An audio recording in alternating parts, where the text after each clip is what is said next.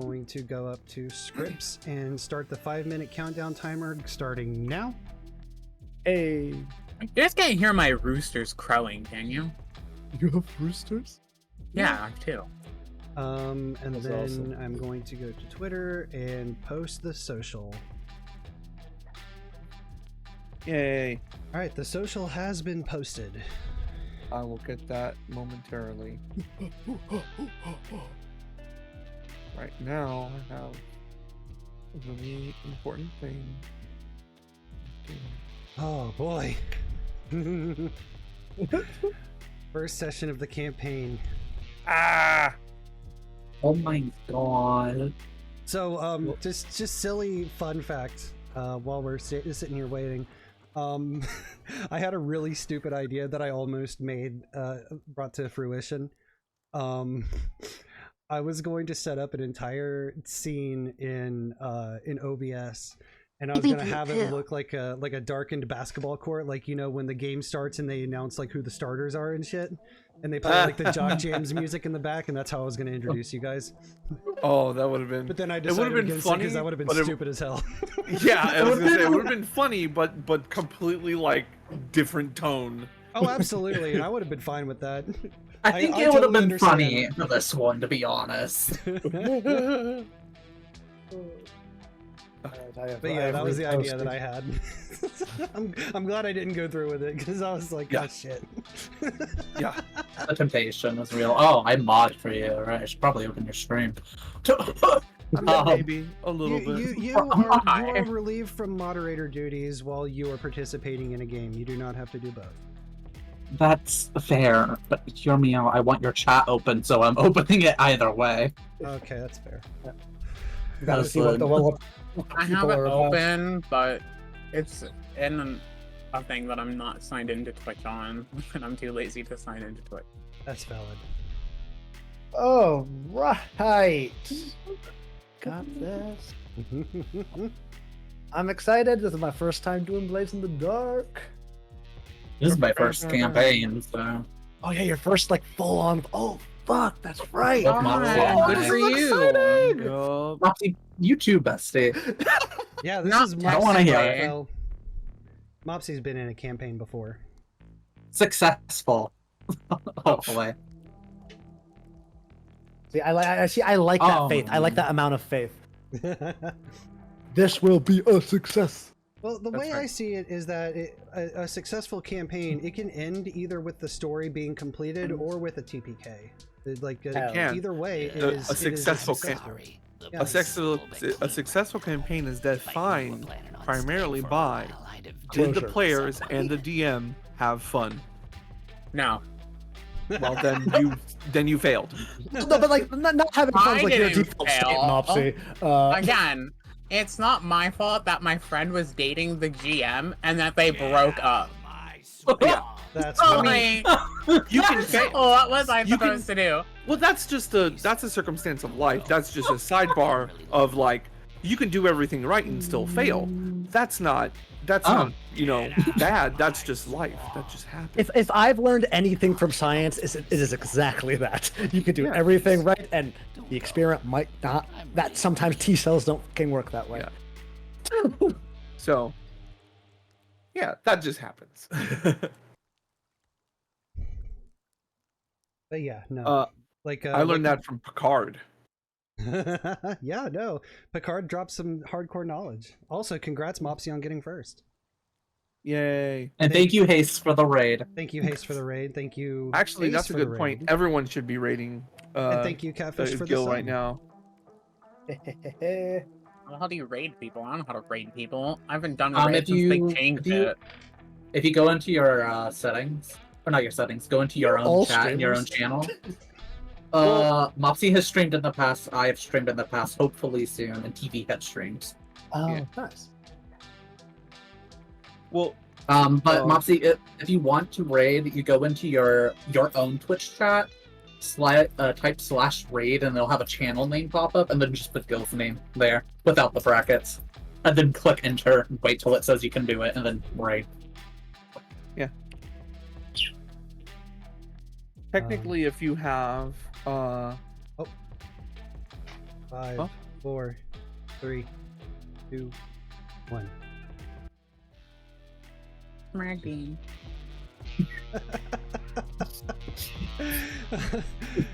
Oh jeez. Oh boy.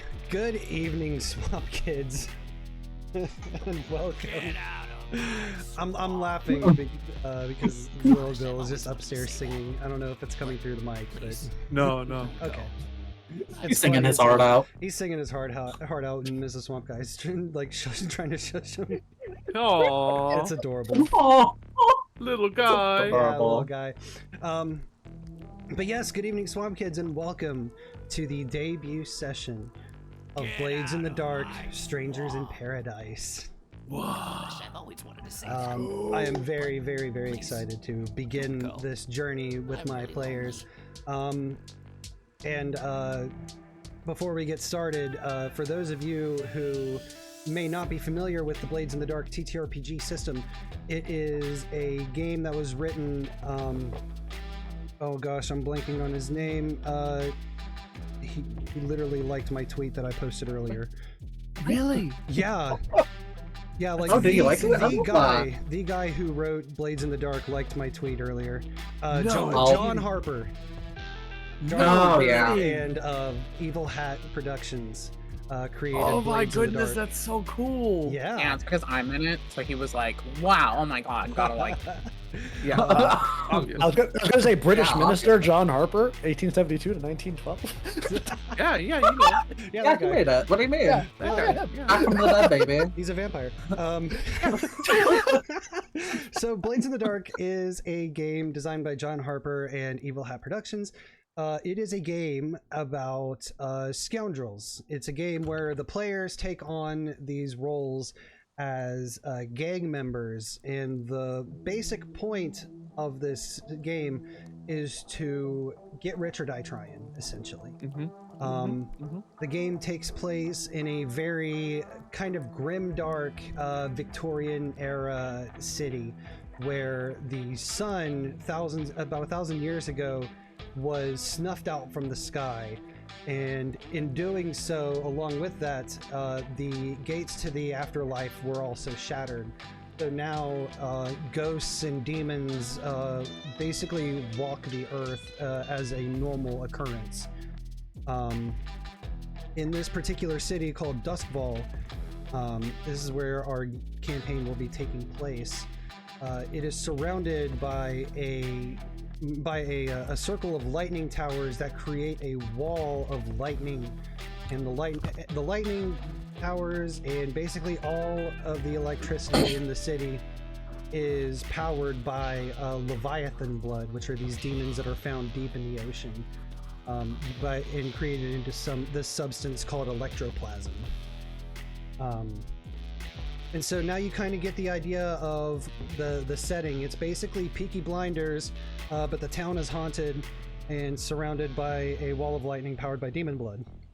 Yeah. And these 4 players are going to do their best through crimes, through whatever means they can, to get rich enough to retire or fulfill some other goal, whatever their characters see fit. The system uses it's all D6s, and it's a pool-based system. So the better you are at something, the more D6s you get to roll. We take the highest result of your roll, and that is how you do. 1 through 3 is a failure, 4 and 5 is a success, but with a consequence, and a 6 is a straight success. If you're rolling multiple dice and you get 2 6s, that is a critical. You do the thing, and then you do a little bit extra. Or if you're rolling 2 dice, which I think the only way that a critical fail can happen is if you're rolling the 2 dice for something that you don't have a score in. You roll 2 1s, that is a critical fail. Things go catastrophically bad. It's a very rare occurrence, which means very rare bad things can happen. So yeah, and we'll talk a little bit about the characters themselves and some of the other mechanics as we go. So if you would like to learn the system, tune in. This would be a great way to maybe get your foot in the door with Blades in the Dark. Yeah. But for now, let's introduce our players. First off, you may have seen her in a couple of my one-shots, in one of my Monster of the Week one-shots, and most recently, the Monster Hearts 2 one-shot that I ran. Please welcome Mopsy.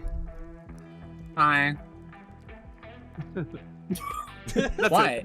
No, you can say more. You can say more than that if you want to. You can promote yourself or whatever. I don't really want to. Okay. Valid. Valid as hell. We'll take Valid, yeah. it. Yeah. Next up, you've seen this player in my Pathfinder one-shot that I ran, the one with all the beavers. They are also the lead writer for Tier Cell Games. If you've played Somnopathy, you've been exposed to his work. Please give a big welcome to HighVoltageCatfish. Yes, hello, I'm HighVoltageCatfish, also known as James Tamasis on the internet. As Gil said, I am the lead scriptwriter and narrative director for Tier Cell Game Studios, with a game on Steam and a few other Game Jam games under my belt. In addition, I am the author of the fantasy series The Scion Project, which you can find on my website, and that stuff will get plugged at the end, I'm sure. Yeah, absolutely. Awesome. Next up, you've seen this person in a lot of my one-shots. Basically any one-shot that I try to run, you can almost certainly find in there. I'm very honored to be able to GM their very first campaign. So please give a warm welcome to StupidPunkThing, or Ace. Hi, I am StupidPunkThing. You can call me Ace or Punk if you're feeling nasty. And you can find me anywhere at StupidPunkThing.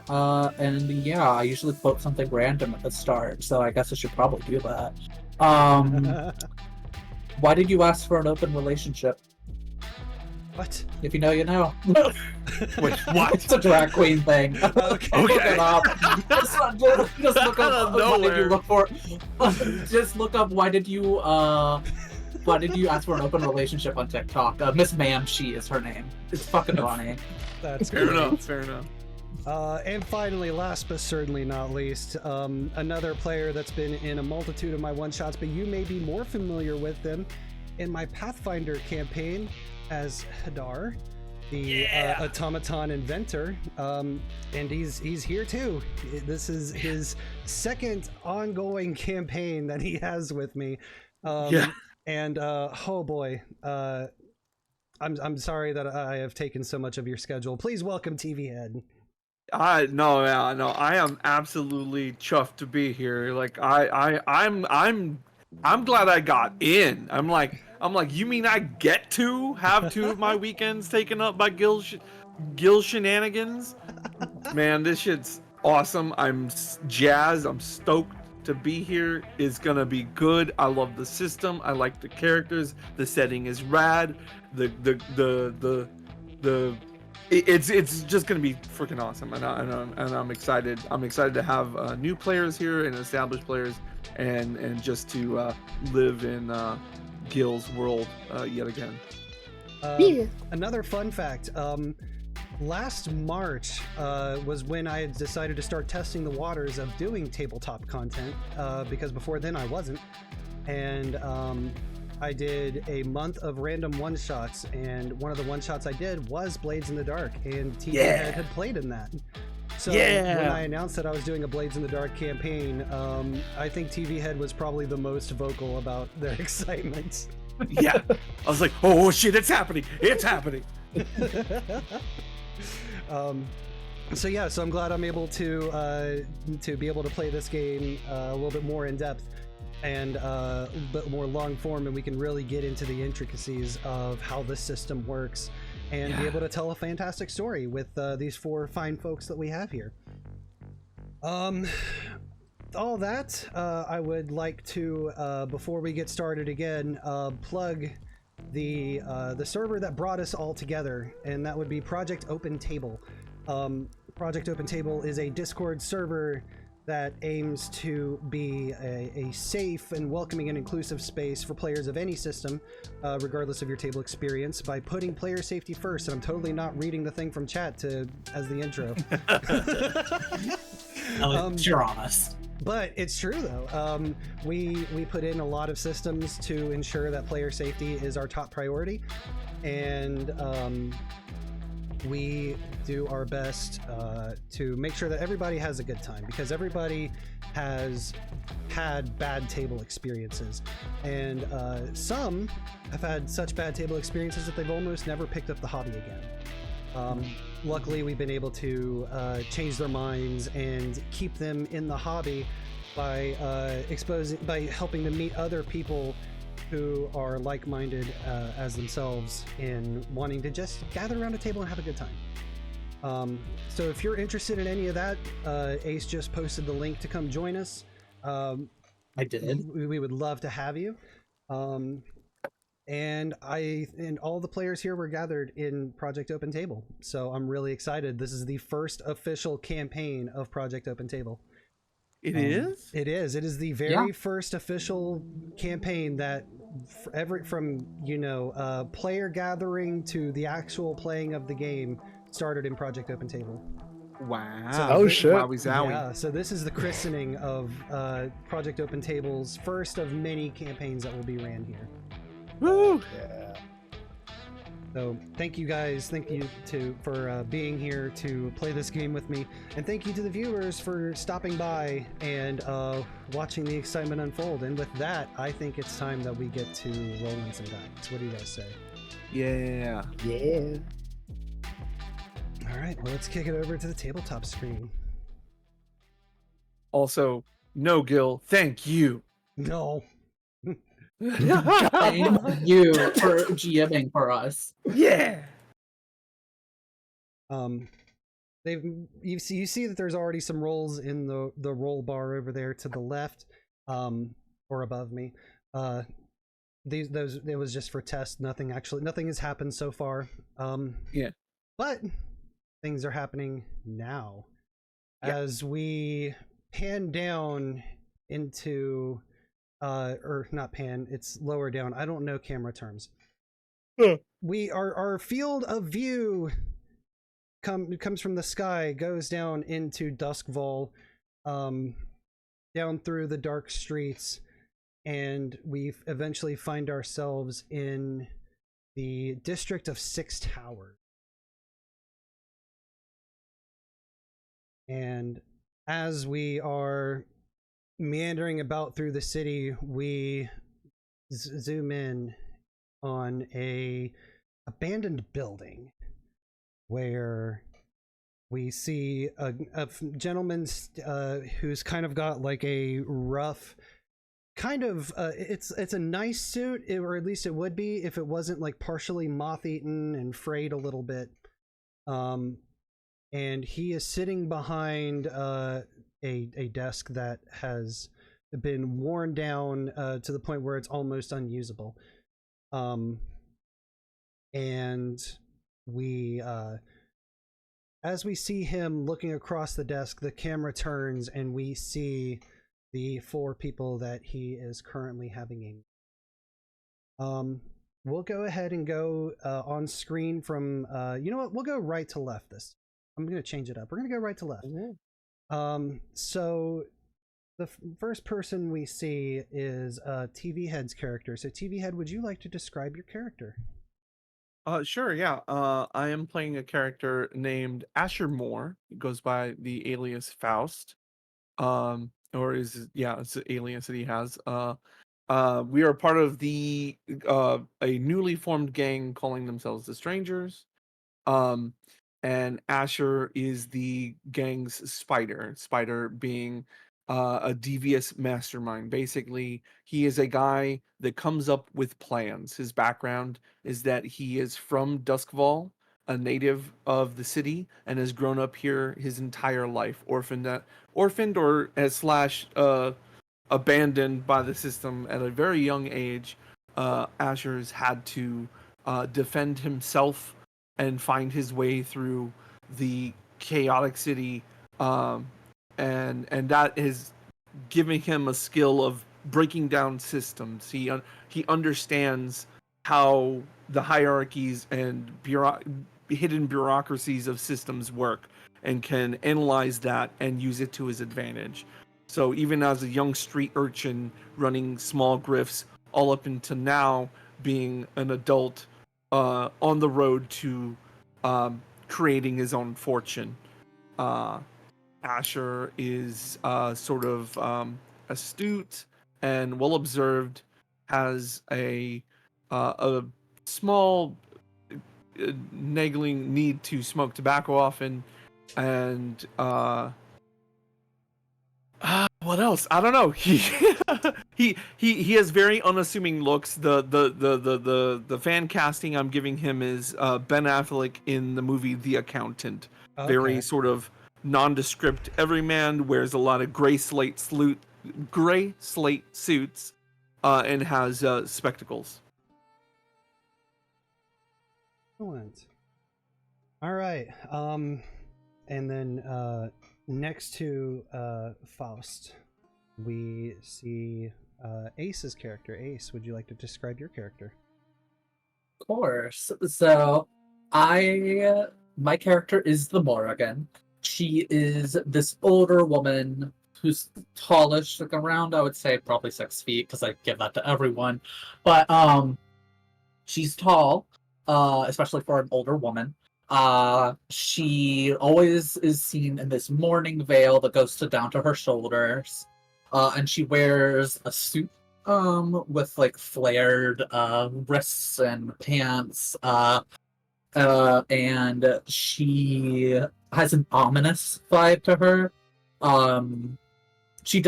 It's not really obvious that she is from Tycherosi, and has something in her blood that makes her different.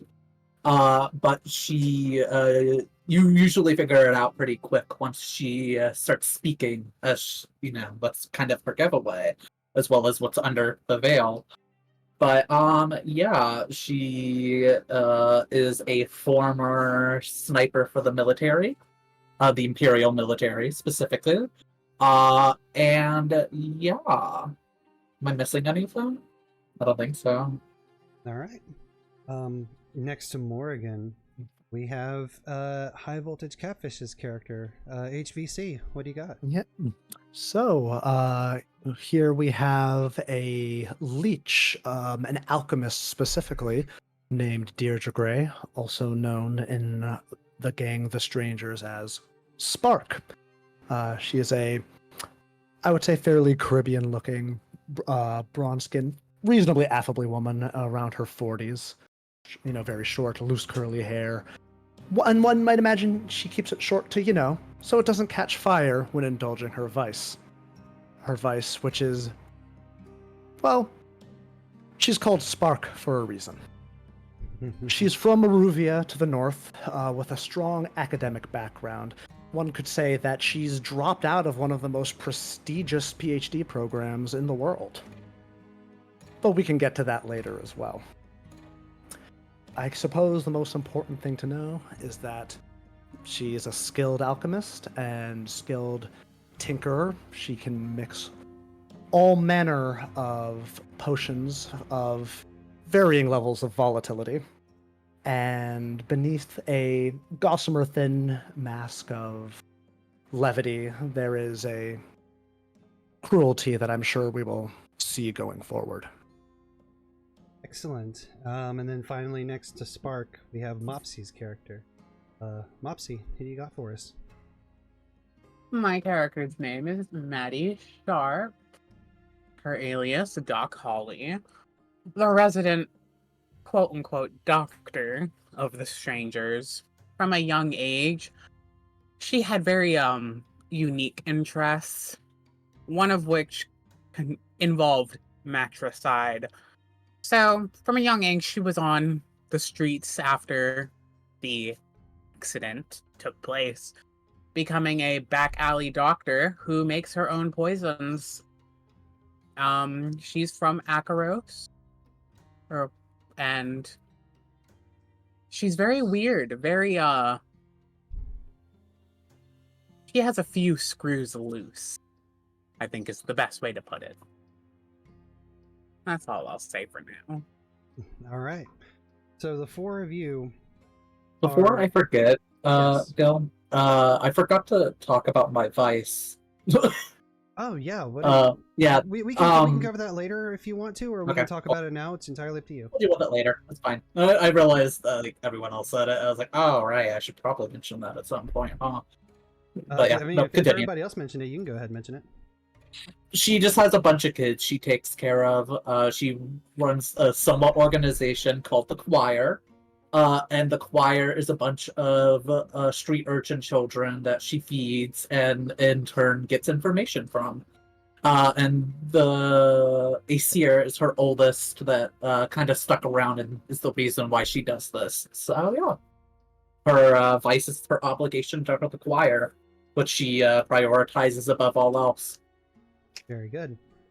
So the four of you are in a meeting with your crew's contact, Amancio.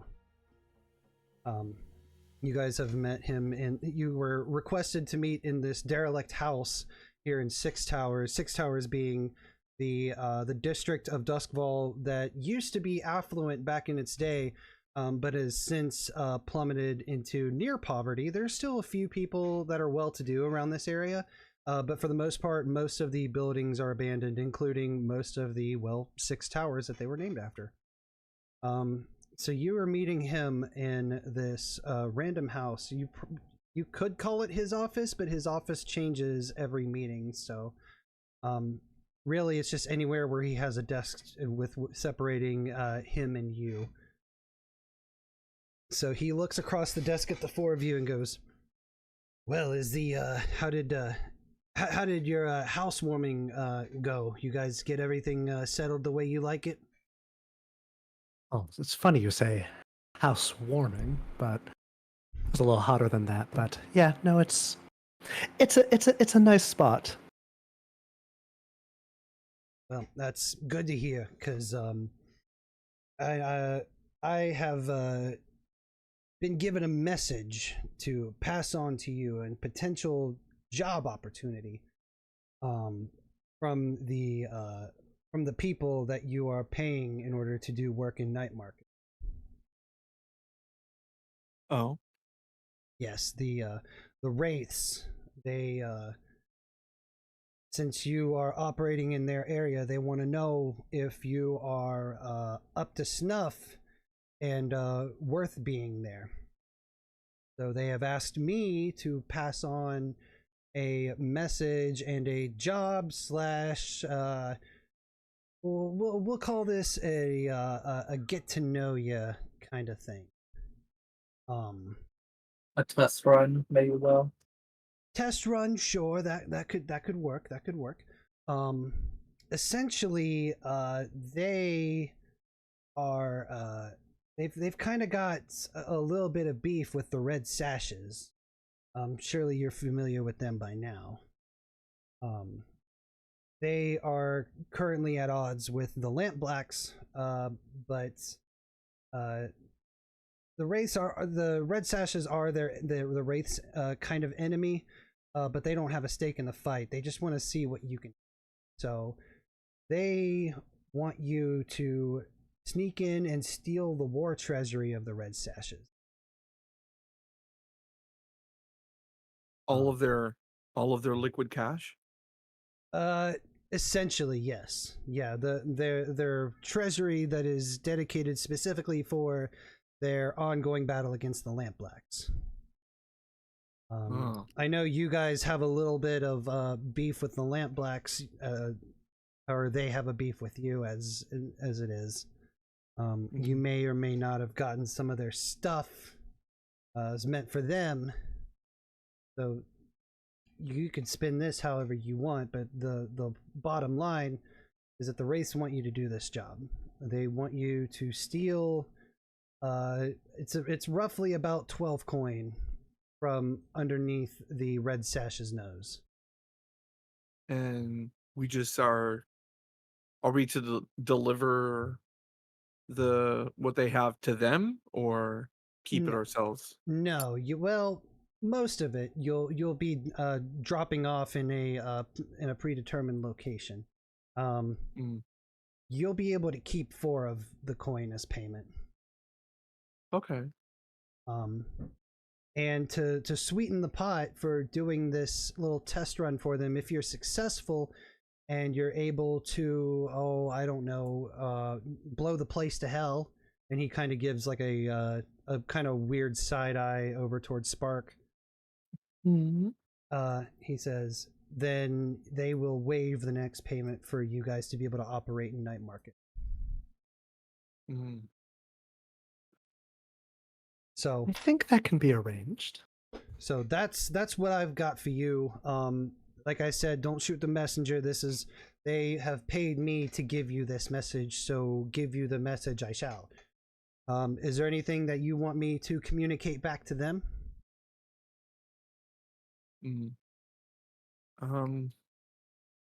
Well, looking at the rest of the crew here and sort of kind of leaving it open to them, as he's like rolling a cigarette. What do you think? It sounds like a solid lead on good information. I don't think they'd try to betray us right off the bat. We haven't really done anything to make them would want to do anything bad to us, so. I think it's a wonderful opportunity, personally. I think we should do it. I agree. I agree with the old lady. I think we should definitely go for it. I appreciate the I'm a little bit of a completionist. I love to go the extra mile for a client, as you well know, little Ash. Understandable. All right. Well, as he sort of lights up his cigarette, I guess tell him we're gonna look into trying to do it. Give us a couple days, and if we're able to pull it off, they'll get their money. If not, I suppose we'll let them know. But this is looking more yes than no. Excellent. So with the money that you do not keep for yourselves, which will be the 8 coin will be going toward the race, the remaining 4 you guys will get. The coin meant for the race, they want you to drop it in the Soulwater Canal, right off of the Rowan Bridge. Off the canal, over the bridge, and into the canal. Okay. That doesn't sound too hard. Seems pretty straightforward, honestly. They have ways of retrieving it. Don't you worry about it. That's just where we're asking for you to drop the money. As dead drops go, there are worse ones that they could ask us to do. No one's going in that river willingly. All right, so it sounds like we've got a deal. I will let the Wraiths know that you are agreeable to their terms, and just as soon as you get the drop done, I'll find you. Yeah, I mean, we'll be in contact. Be sure to clarify. We're gonna look into it. Every job has to. You have to see if you can do it or not, and if it's doable. I think this is probably a yes. And if anything comes up, we'll definitely let you know. But yeah, you can tell them we're looking into it for them. Absolutely. All right. Then I'm going to take my leave, and he kind of stands up and dusts his pants off, and he extends his hand across the desk for a handshake from the 4 of you. All 4 of us at the same time. If you guys want to. He goes for a handshake, and with his lighter in his hand, Faust just sort of fist bumps. Yeah, close enough. I'm gonna have Morrigan shake his hand with a tight grip because that's how it is. That's how it is. Oh, shit, you're stronger than you look, Morrigan. Oh, thank you. It's almost like I was a part of the military. Yeah, she has that old lady strength. I'm a little bit more dainty. Please be gentle. And she reaches over to shake the hand with an unsettling smile. He takes your hand and like he's forming like this like weak sheepish smile, and he says, "It's you that I'm worried the most about." And he eventually withdraws his hand away. I'm imagining Spark doing the enchanté hand, like, you know what I'm talking about, the like vertical hand. What about you, Doc Holly? Oh, she's just staring at him. A needle in her hand. She's flicking it, almost like she was preparing.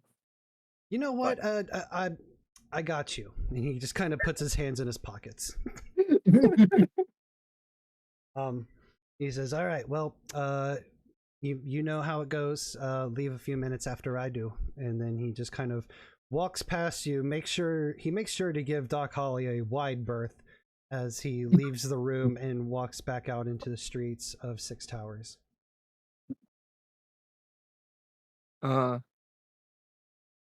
of character, or rather also in character, I guess. My character goes and sits at the chair that Amancio was just in, and because I imagine him like standing behind the three ladies as smoking, and then he goes and sits at that table at the desk and says, "So, what do we know about the rest sashes? Anyone?" Oh gosh.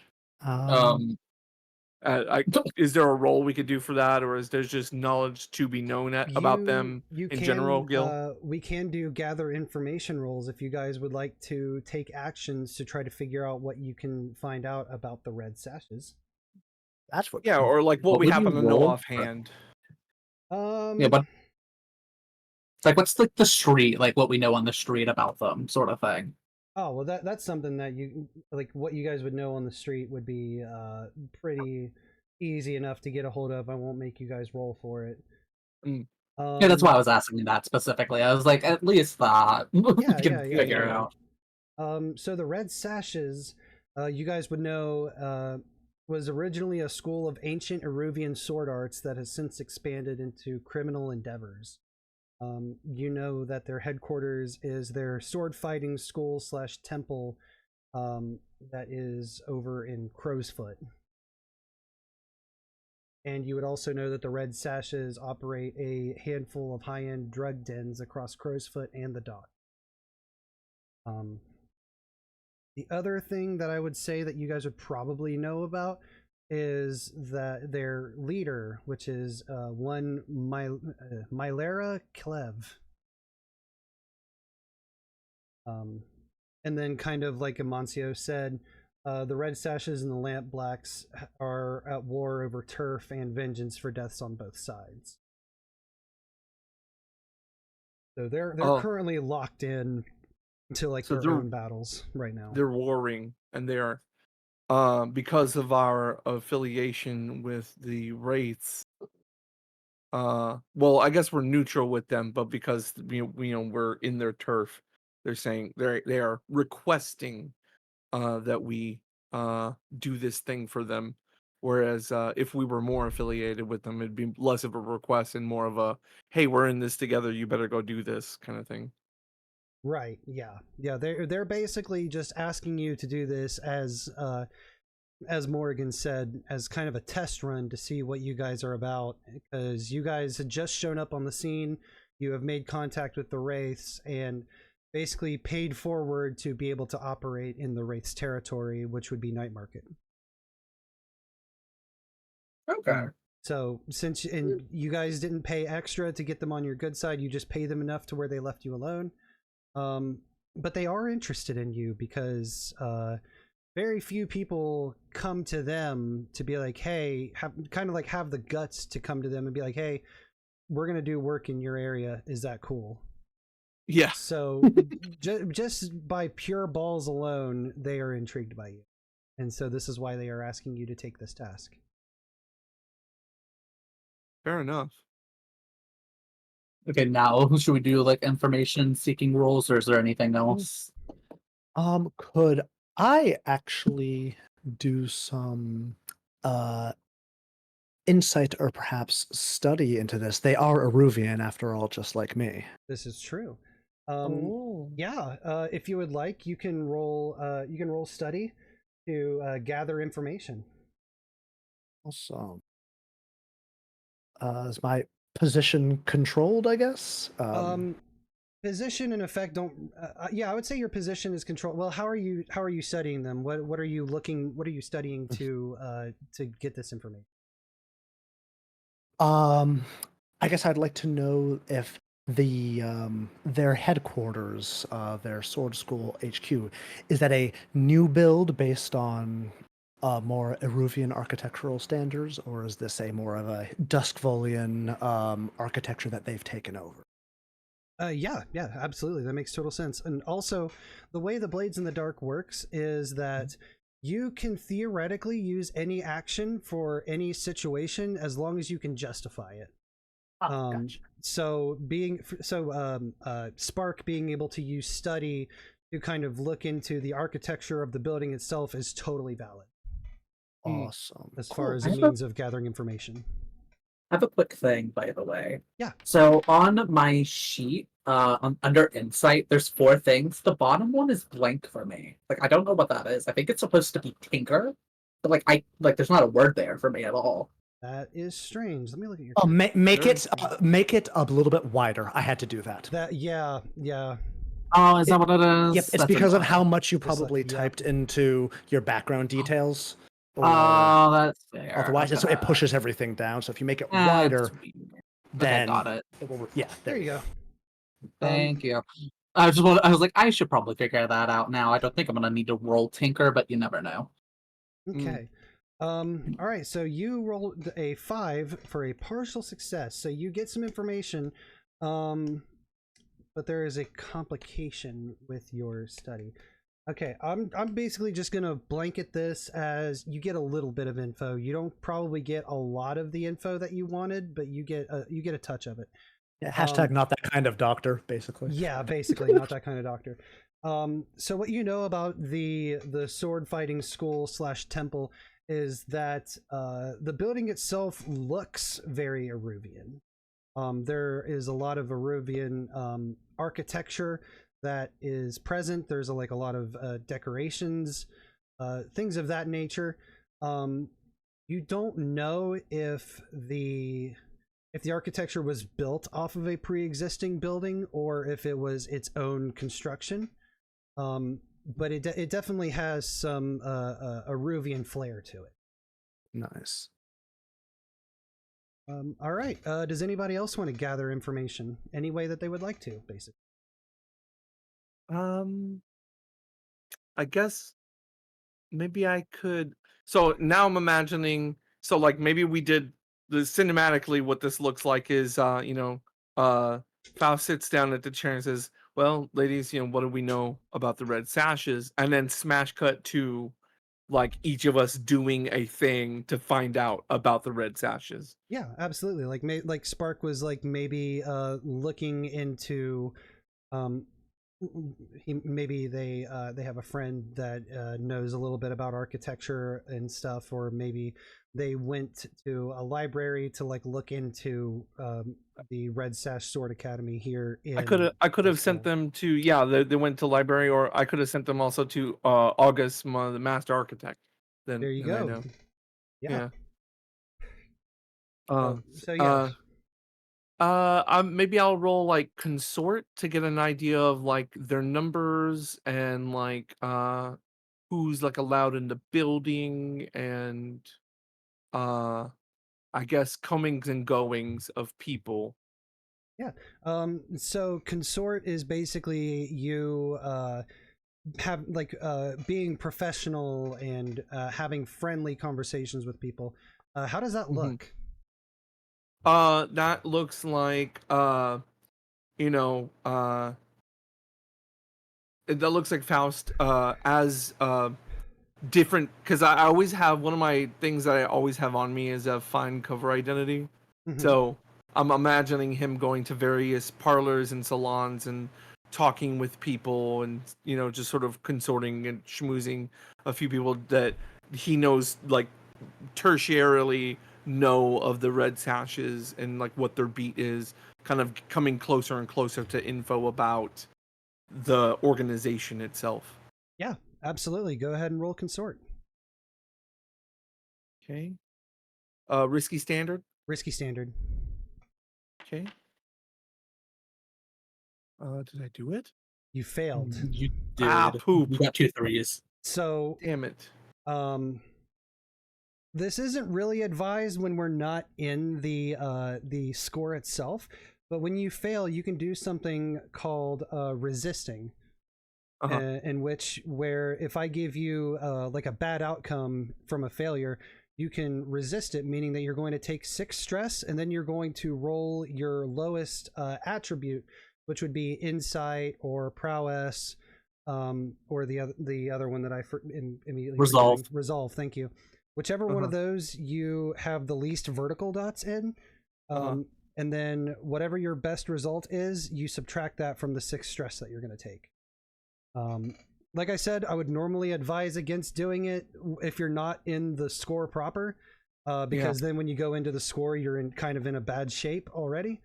So, is there anything I can do in the in-between time before the thing starts to relieve some of the stress? That would be a downtime action, and those typically take place after the score. Afterwards. Okay. Yes. Well, hopefully it's just a quick job, but 6 stress, that's a lot of stress. So I'm going to go ahead and tell you what the result of your failure is. So you're consorting with people, you're going around going through like all the different locations, like maybe some taverns, maybe just some other meeting places. And maybe you ask the wrong person. And right.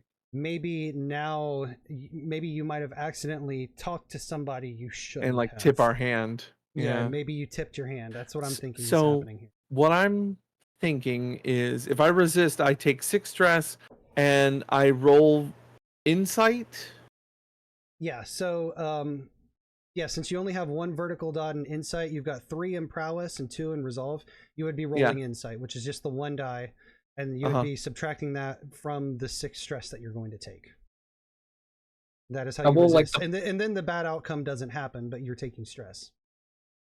When you say subtract that from the stress, that means I could potentially roll lower stress?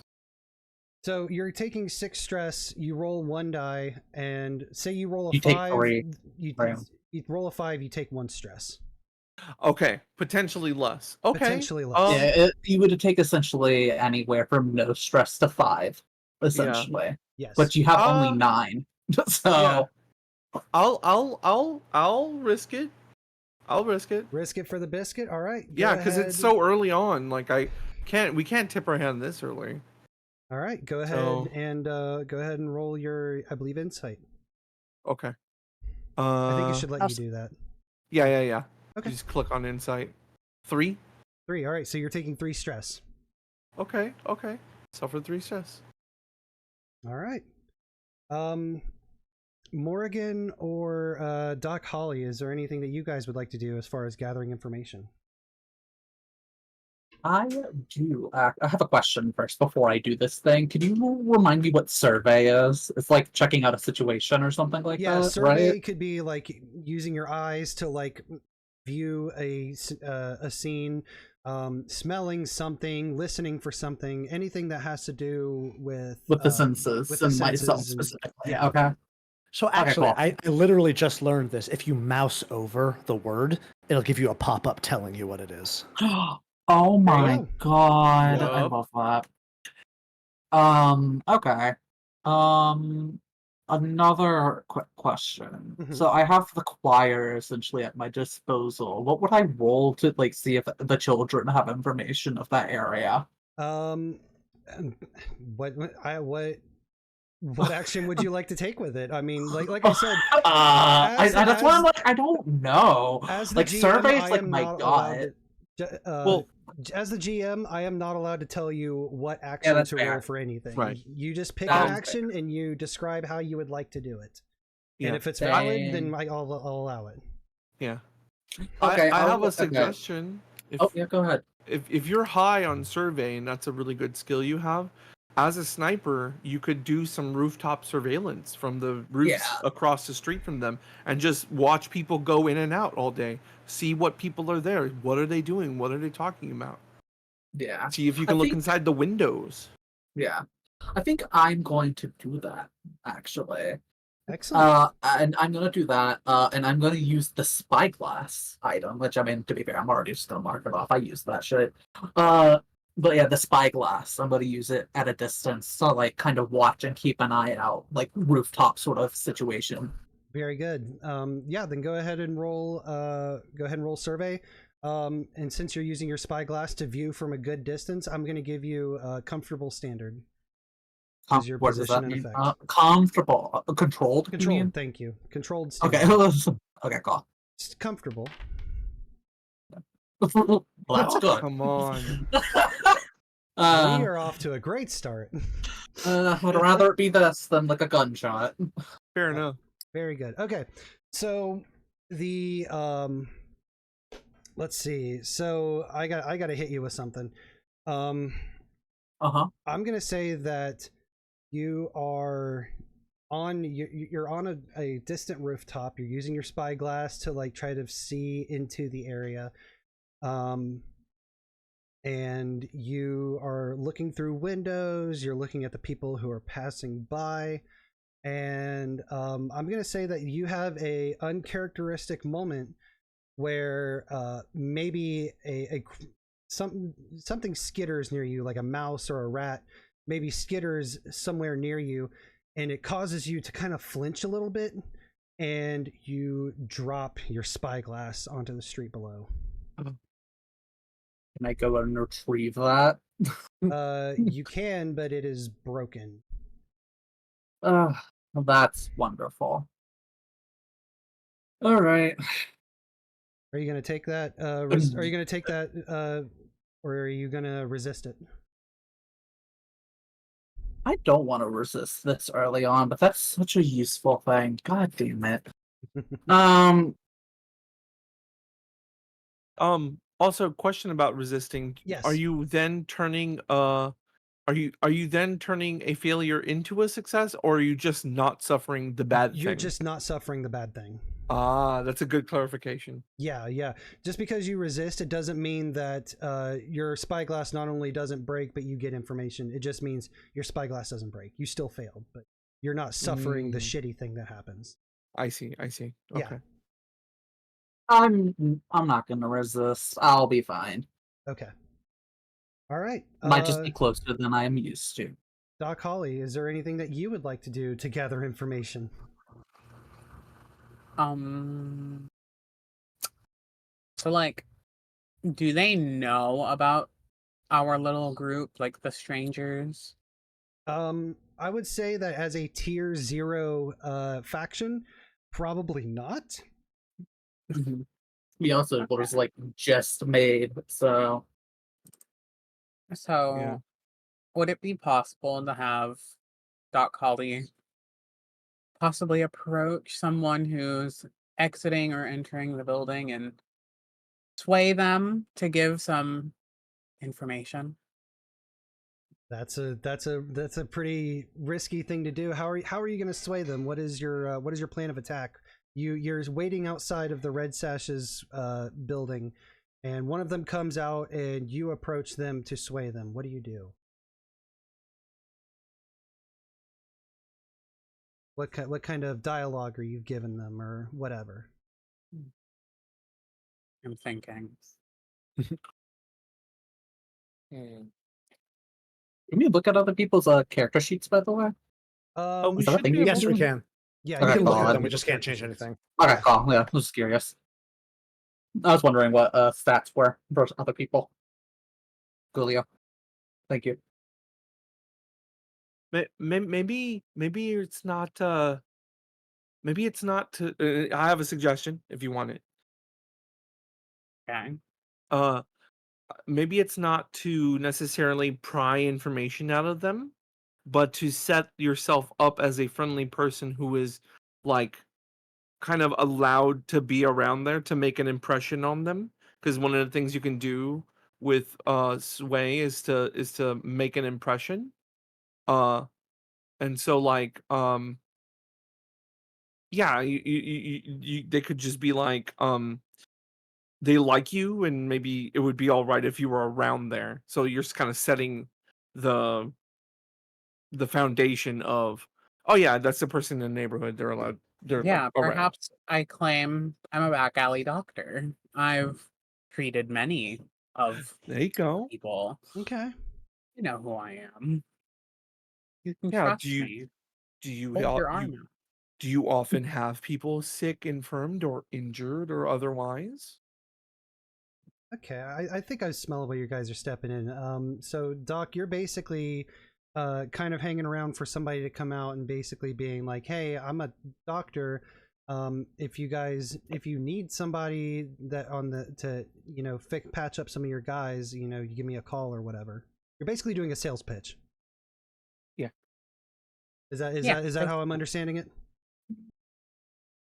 Wait, what group? This is the group that we're like The group trying that to you're steal from, yes. right? Yes. Yeah. Yeah, yes. Because I'm trying to false sense of security. Make them feel like they can potentially trust me, and then when their back is turned, stab them in the back. Excellent. Love it. I love the forthright nature. Go for it. Give me a sway. I'm gonna say this is Risky. This is definitely risky. I'm gonna give it limited effect though. Okay. Sway it because I have 2 points in sway. Does that add extra dice or no? I don't know No. how okay. I'm just always Well, so confused. if you have 2 points in sway, I think it rolls 2 dice. Yes. Yeah. Does it? Yeah. Oh, okay. Yeah. Okay. Yeah, I didn't. Yeah, when I did survey, I have 2 points in survey. I rolled 2 dice, so that's what it was. Here we go. Partial success. Okay. So all right.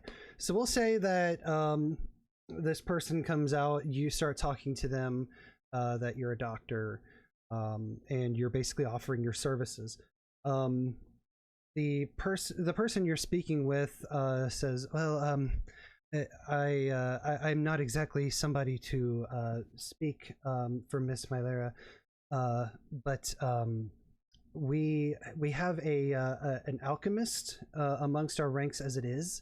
They're very good at making potions and such for our sick and wounded. But I suppose it probably wouldn't be a bad idea to have an actual medical doctor along with us as well. So I can maybe put in a word for you to her. What did you say your name was again? Maddy. Maddy. Okay. So I will let Mylera know that the fair Dr. Maddy is interested in helping us with our medical needs. I can't necessarily promise anything, but I will give a word. You seem nice enough. Until then, though, I'm afraid I can't grant you entry at this current moment. So maybe check back in a few days or so, and if you see me again, then maybe I'll have some news for you. Wonderful. And then she just, I guess, walks off. All right. Excellent. Oh, she tried. Yeah, absolutely. Went better than everyone else's, so... Yeah. For some reason, we're all rolling like shit today. Orange Jesus hates us. Not me.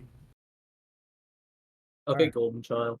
All right, so you guys, after doing your information gathering, you make your way back to your hideout. Yeah. And for our fair viewers, what is your hideout exactly? It is a old, burnt out church.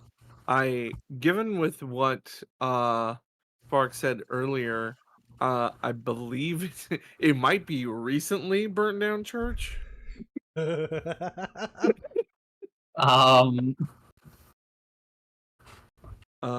But yeah, Well, it's I like an never old know. gutted out church that's like no one's using currently, and we are like we kind of take up residence space in the undercroft of this burnt out thing. So, kind of people won't be poking around up there because it's just a dilapidated building. Excellent. So yeah, so this is where you guys all reconvene after gathering your information. So, I don't know about you guys, but the building sure looks pretty Eruvian in design, which to my mind means it'll burn just the same. When we're done, obviously. I'm not gonna light up while we're inside of it, don't worry. No. I promise. It should be fine. I had an idea on that we can get into in a little bit, but as he lights up a pipe to smoke, he's got some kind of cherry chocolatey tobacco in it. Says, yeah, it's the people are very tight-lipped about this place. They seem very organized. I couldn't really get much in the word as far as prominent movers or shakers within the organization.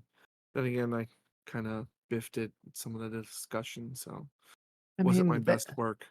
They are actively at war with the Lamp Blacks, so it makes sense they're a bit cagey about things. Yeah. As much as I would like to give information, there's a slight problem. And she just sets the spyglass on the table. Did you get shot? Gravity. Oh, really, Morrigan? Really? That's unfortunate, Mo. Well, hopefully. You just call her Mo. Yeah. I wasn't ready for that. I'm so sorry. Wait. Well, he has known her for a particularly long time since he was a youngster, so. Oh, good. I wasn't ready for that. I'm sorry. No, it's okay. Oh, fucking hell. But he's just like, well, hopefully, if we do well on this, given enough time, maybe we can get another one, or maybe Spark knows how to build one. Oh, well, I could probably tinker something up. For you, I mean, we really just need glass, a little bit of sandpaper, and a lot of patience. Fair enough. Fair enough. Yeah. Let's see. I had an idea while I was walking about town about how maybe to do this job, but it would require a little bit more intel. Let's see. The idea is oops, the place is haunted. We make ghosts happen in there. Oh wait, nope, never mind. Out of character. We don't have that character anymore. Yeah. The sister's not with us. Yeah. I was like, wait a minute, that plan won't work anymore. It was the plan from before that I was thinking of. Wait, is it so Faust is trying to come up with a way to get more intel on the inside? No. He's rough drafting ways to take the money right now, but he doesn't have enough information, so he's just sort of throwing spaghetti essentially right now. Well, so I would just like to say, I think Doc Holly would just start giggling creepily to herself, and as everyone would look at her, she'd just ask, "You want to know a secret? What's that?" One of them's gonna put in a good word for me. Maybe I can get in. That would be good. That would be good. It would make sense they'd need a medical professional there. That's the Sword Academy, and I'm sure people get hurt all the time. So before we go any further with this conversation, what we're doing right now is currently is part of the actual mechanics itself, where we set aside time to discuss the plan, because Blades in the Dark is very much it kind of skips the whole planning phase and puts you guys there in the situation. And whenever you guys want to execute something that maybe you had planned for before, that's when the flashback mechanic comes into play. So really, we don't really spend a whole lot of time on the plan outside of some like basic outlines for what you guys are going to do. We can leave the details for when we're actually in the thick of it and you're like, oh wait, I actually planned for this, I'm going to use a flashback. So before we continue the plan talk any further, because that is going to lead into our planning and engagement phase of the score. Is there anything that we're currently still in the free play section? Is there anything that you guys would like to do before we move into planning and engagement? Just like a side thing, not really directly related to this thing in particular, but like related to like us doing jobs. I don't know, and maybe you could tell me this, Gil, because when I was looking up technology in this world, in this setting, in Blades in the Dark, the consensus was sort of like, oh, the players and the GM just sort of kind of collaborate on that and kind of decide what's available and what isn't. Correct. And so I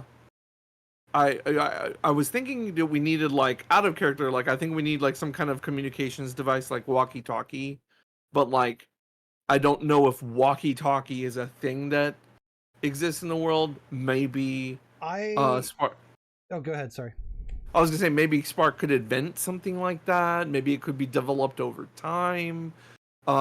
Maybe it's just right out. Maybe that's not a thing we can do. I don't know.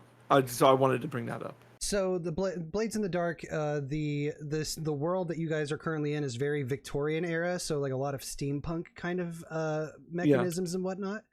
But electricity is still very much a real thing. It is just powered by the blood of these deep sea demons. It is not entirely out of the question to have remote devices, remote communications, remote detonators. It's not out of the question to have those. Plus, too, in this world, there exists a lot of weird devices that like operate occultly, but essentially operate mechanically like a real world tech device, essentially. Like you just sort of magic it up. I would say that it's entirely possible for that kind of technology to exist. However, you guys do not have it. So it would require either you guys stealing it or making it yourself. So for story purposes, I'm planting that seed now and trying to have that conversation with Spark, basically. Absolutely. And being like, so I don't know if this is a thing that can exist because I'm not really up to snuff on a lot of the technology like you are, but and devices and things like that. But if there was some sort of device that could, I don't know, through electromagnetism or through interference with the ghost field, maybe through crystals or something, you have a main base station and then repeater devices that you can talk through. I have heard that exists a remote way of activating a bomb with like the press of a button. That's fantastic to me. That's amazing. But it's a detonator. Like you said, it is wireless a device detonator. It talks to a bomb. So I never considered talking to people. Right? I thought I considered that idea, and I thought, well, I've got to ask about that kind of thing. Oh yeah, that is worth considering. I mean, I could see how it could help for jobs like ours. Absolutely. I never would have thought of talking to people because I mean, who wants to do that when you could talk to a bomb? But well, imagine you're in a room by a window and something happens, you get spotted, but that's no worry. You can talk to your friend who's a skilled sniper on a rooftop, and suddenly the problem is not a problem anymore. Imagine how like amazing that would be. Yeah, no, as long as the problem isn't gravity, I think that would work.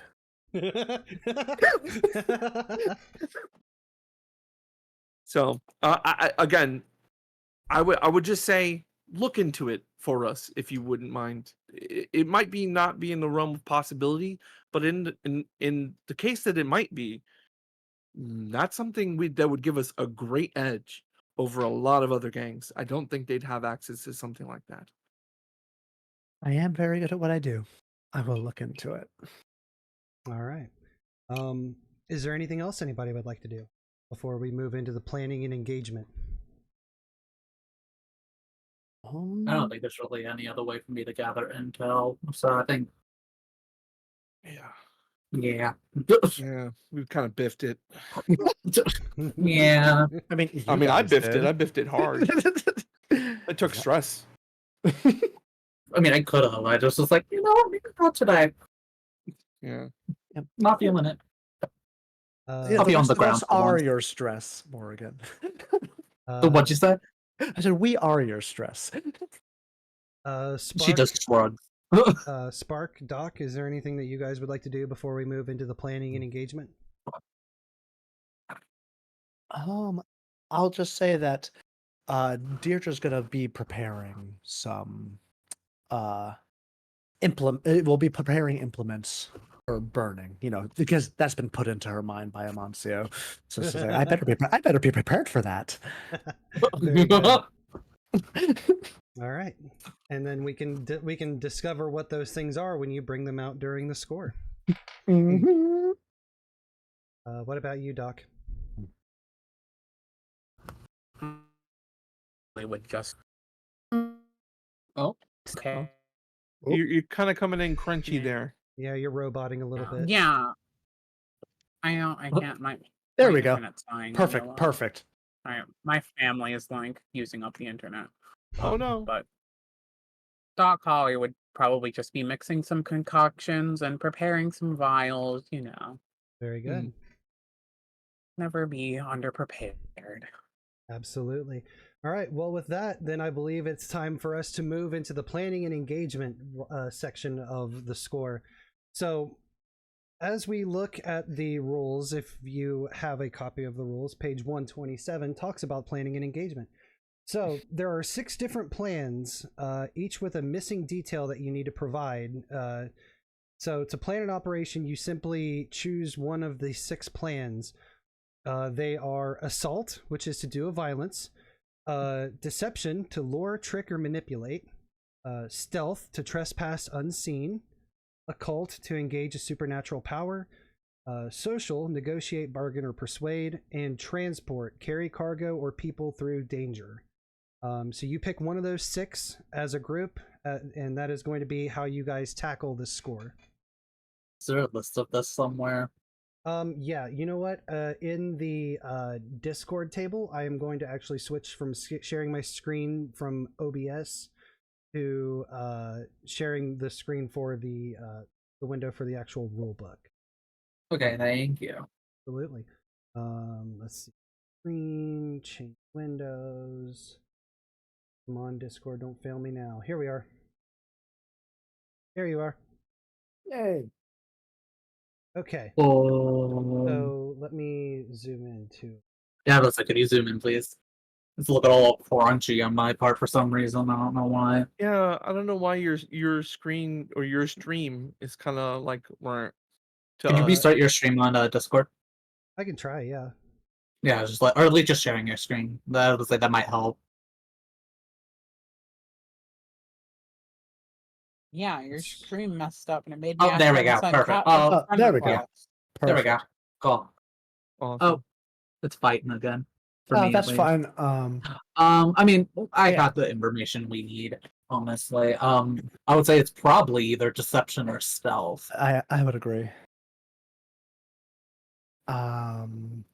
So, what's it gonna be, leader man? I'm thinking stealth is probably our strength in this. Yeah, it's going to be stealth until it isn't. Until it isn't, basically. Yeah. That's fair. The skeleton. Yeah, I know that we're supposed to come up with on the fly, more or less, but the skeleton of what I was thinking is some kind of distraction to get people out of the building. We quickly grab the thing and then set the building on fire so that there is a fire, and then the evidence of us doing a thing is not there, and then we get the bonus of the thing is burned, but like less life lost. You know, because it'd be bad to burn down an entire building full of people in it. Yes, that would be a bad thing. We would. I feel like that may not be universally agreed upon in this group. You can at least agree it would make a lot more enemies than it is necessary for a first foray. That's a more compelling argument. We'll be fine. So more test subjects for the doctor. She gets it. Not speaking as trying to correct your course here, but setting a fire to trick people out of a building that you can run in and steal stuff almost borders more on deception. Yeah. Well, no. It's the other way around. It's you sneak in, steal the thing, and then burn it. Yeah. Which now that Gil make a distraction and then burn the thing, but I don't. Yeah. I guess you. I think honestly, with the deception, actually setting a fire is not a bad idea. And then breaking in, stealing the thing, and getting out. I was gonna say, because again, I don't know if this how this works. The flashback, as you will, as Gil talked about, that Doc Holly had one of the little goons put in a good word for her. Does that count as a flashback, or is it just already happened? That's already happened. That's you already talked to the guy. Yeah. I don't know. I don't know. Okay, I'm no. Okay, but that's fine. MopsyDoo. I mean, she could go in, and I was thinking like, oh no, my vial, it broke. No one breathe that in, please. and like, it's toxic, and then everyone would like evacuate the building, except for her. She doesn't care. I mean, it's toxic to you, right? As well? Yes. That's how poisons work. I'm no botanist, but I'm or pretty toxicologist. Sure. So you might be right though, Gil. Deception might, I guess, be the better way to go about that. Yeah. Well, let's say, I mean, the fire. If we use the fire as a distraction, and if it accidentally burns the rest of the building down. Or if more fire starts afterwards, and who knows? Yeah, it could be like smoke first, then a fire happens. So like, there's a bunch of smoke, and that's what gets people to leave. I could probably whip something up. You know, like a legitimate smoke bomb, but like actually it smells like. I could do that. Yeah. As long as, I mean, it's either fire beforehand or fire after. I can probably do up again. I don't want to get too in the weeds about like the actual planning of it, because again, like Gil said, it's very true. Like we're sort of we're doing it on the fly through a series of flashbacks. So the question I have for Gil really quickly is: you said that we're missing a piece. What do you mean by that? So when you choose one of the plans, it'll require a detail about it. So if you chose the deception plan, the detail is the method of deception, which you guys have kind of already gotten nailed down pat as what you want to be the method of deception. The fire, a fake fire. The fake fire, yes. If you were to choose stealth as your plan, then the detail would be the point of infiltration. So deception then. Yeah. So you guys are agreeing on deception being the plan and the method of deception being the fire? Yeah. Fake fire. The fake fire that becomes a real fire. Yes. All right. So now we'll talk about item loadouts. So on your guys' character sheet, I'm going to pull up Asher's really quickly. Up in the top left next to the blank portrait where your character art would go, you have this little backpack icon, and you click on it, and it'll ask what your load is: light, normal, or heavy. A light load is 3 boxes of things that you can take with you. And it's hard for people to like look at you and go, oh, they're carrying some weird shit. Medium is 5 boxes, and unless somebody like actually like gives you like a pat down or something, it would be kind of hard for them to notice that you're carrying equipment. But heavy gives you the most item boxes. It gives you 6, but it's pretty obvious that you're up to some sketchy shit. So I would like to ask each of you, we'll start with Doc Holly, what is your loadout? How is it, light, medium, or heavy? Huh. And keep in mind, the items on your character sheet that are italicized do not take up a box of your load. It's just whenever you pull something out from your character sheet that isn't italicized, then you would have to check a box or multiple boxes for it.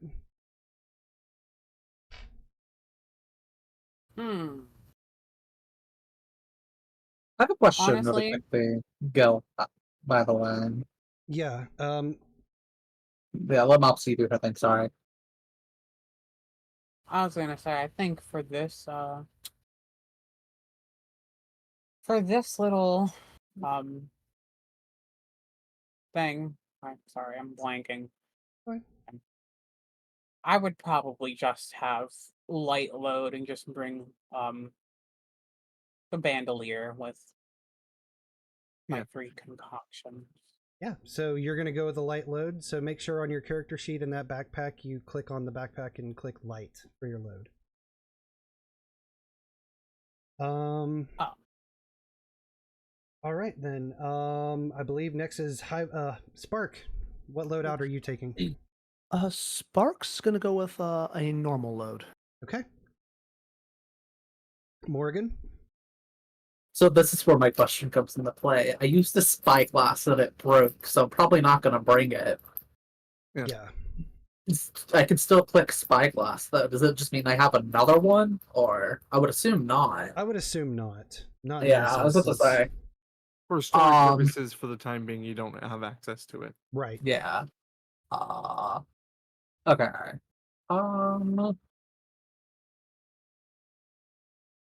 Could you do TV head first real quick? Yep, I'm trying to figure out what I want to exactly do. Thank you. All right, Faust, what's your loadout? I'm thinking I'm gonna probably go I'll probably go normal just in case. So like I have a good assortment of things, but if I get caught by someone, I can maybe try and talk my way out of immediately being suspected as like, hey, you don't belong here. Guy's in an obvious thief outfit. Yeah. Okay, yeah. So far we have Doc with a light load, Spark with a normal load, and Faust with a normal load.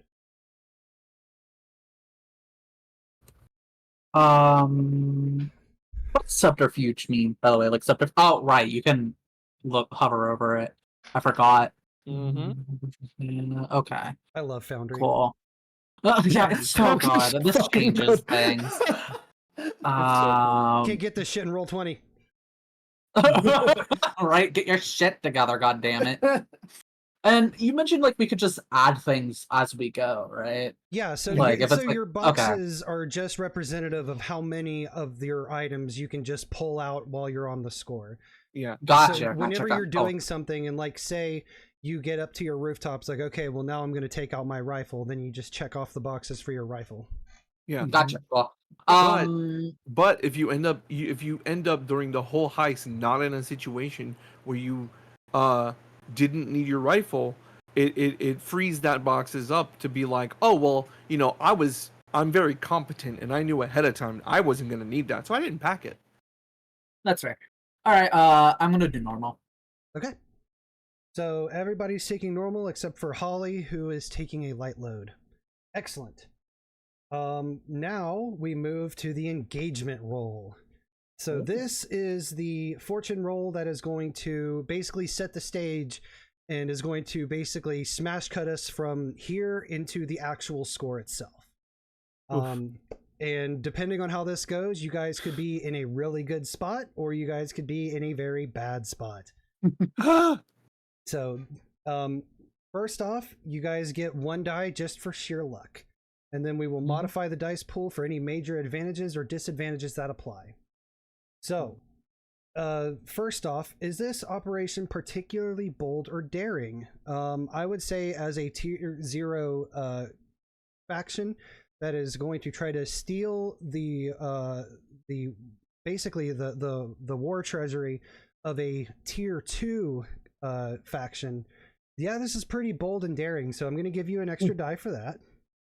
Let me get on here and make sure I have all of my die tallied up. Is this operation overly complex or contingent on many factors? You guys are going to try to create a fire as a diversion for you to get everybody out of the building so you can just easily sneak in, grab the stuff, and bail. I would say it would rely on quite a handful of factors, so I'm going to take a die away for that. Okay. Does the plan's detail expose a vulnerability of the target or hit them where they're weakest? I don't think so, because you guys are stepping into their house basically. Yeah. Is the target strongest against this approach, or do they have particular defenses or special preparations? I think that they are, like I said, they might be strong against this approach, just purely because, again, you guys are walking into their headquarters. How strong are they to fire? That is the question. That is something that you don't particularly know. So, also 2 things to bring up here. Yeah. With our planning here. 1, we have thief rigging that we got from the lamp blacks. We get 2 free load worth of tool or gear items. So whatever your rating is for load, we get a +2 to that for just holding items on us. So, okay. Yeah. So it's 7 for everyone except Mopsy, who is 5. Which is very huge, it's basically... That is huge, actually. The strapping and buckles and things kind of distribute the weight of our gear on us in such a way that it makes the profile of us less conspicuous. Right. And for that, because you guys have that, be able to carry extra equipment, I'm going to give you another die for that. So that brings you back up to 2. And then we have underground maps and passages. If one of us wants to be like, oh, we come up through the basement of this place, maybe we could do, I don't know. All right. I'm sure there's something near it we could work with. Yeah. Okay, so can any of your friends or contacts provide aid or insight for this operation? And I believe they have. Yeah. With Amancio telling you about the job, and with I believe it was TVHEADD's architect buddy providing Spark the information about the building itself. I think that counts, so we'll give you a die for that. I just remembered I had a fucking spy I could have used. God damn it. We gotta keep track of our allies and informants and friends, but it's all good. Are any enemies or rivals interfering in the operation? I would say that the Red Sashes are currently warring with the Lamp Blacks, but the Lamp Blacks aren't exactly doing anything to make it harder for you to sneak into their base. So I'm not going to take away a die for any. Okay. And I'm going to give you, because I'm such a generous GM, I'm going to give you 1 more die, because Doc Holly has already made a little bit of a friendly nature with the person who came out and that they talked to, which also I guess could be that same die being canceled out because now they know they've seen your face before. So if you show up, that could end up badly. So we're not going to add a die either way for that one. So we are sitting on a current engagement roll of 3. Right. Okay. Yeah, I have a suggestion for what how Doc Holly could be in the thing, but we will, I guess, look at the engagement roll first and kind of go from there. Yep. Yeah. So this is where I roll the 3d6. And that's dice roll. Here we go. Number of dice. You need 3. This is the engagement roll. And the plan is to cause a distraction, a deception with fire, fake fire, then real fire potentially. And then whatever the highest result is, we will talk about where you guys end up. Okay. Here we go. Oh, we got a 6. Let's go. Right. Yeah. Finally, something good looking in our favor. Finally, Dear yes. Christ. It was 642. That's so satisfying. It kind of is, yeah. Okay. Get divisible by 2, bitch. I have a question. There's a way to make it like close, right? The tabs with all the like the character sheets and whatnot. Like there's a way to make it to where like it's just a little thing you click at the top, right? You double click on the top black bar. You are a godsend. I've been trying to figure this out. Wait, what? If you don't click on your top... character sheet, if you double click on the black bar with your character sheet, that's sick. Nice. I've been trying. I remembered it being a thing, and it was driving me crazy that I couldn't remember how. All right. So you guys will start this score in a controlled position. right. What that's going to be looking like, and we're just going to smash right into the action. We're going to say that, let's see, you know what? Doc Holly, you are back outside the front door of the Red Sash Sword Academy, and the person that you talked to before recognizes you and comes over to talk to you. And he says, oh, hey, Dr. Holly, it's very good to see you again. I actually have some good news. We are, in fact, looking for a physician. So if you would be so kind as to follow me in, we can talk about your credentials, and we can potentially get you a meeting straight away with our leader. Wonderful. And I would just like to ask really quickly, where is everybody else? Okay. So I have a suggestion, but again, you tell me what you think. We have one or two people go on the roof and have one person come in through the basement using hidden passages, and we make smoke from the bottom and smoke from the top, so that like it's just like suddenly, and then maybe someone gets to the middle and it's just suddenly lots of smoke, and they're just like, we don't know what's going on. So I will make a. I like where you're going with this, Faust. I do think I would remind you that smoke is going to rise. So I think we just need to start that at the basement. Just and lots this, of smoke. And this gives, as you were saying, this gives the time for people to get out. Right. Okay. So from here on, I would ask that we limit or talk about planning. I'm so sorry. That is reserved purely for the flashback stuff. You're so right. But so knowing where you guys are is good, as long as we don't get too into the weeds about the actual plan itself. Right. Deirdre's in the basement. Yeah, I was about to say, throw her in the basement. She's down there doing shit. So I actually have an idea for that, but I'll wait until I hear where everybody else's position is. Okay.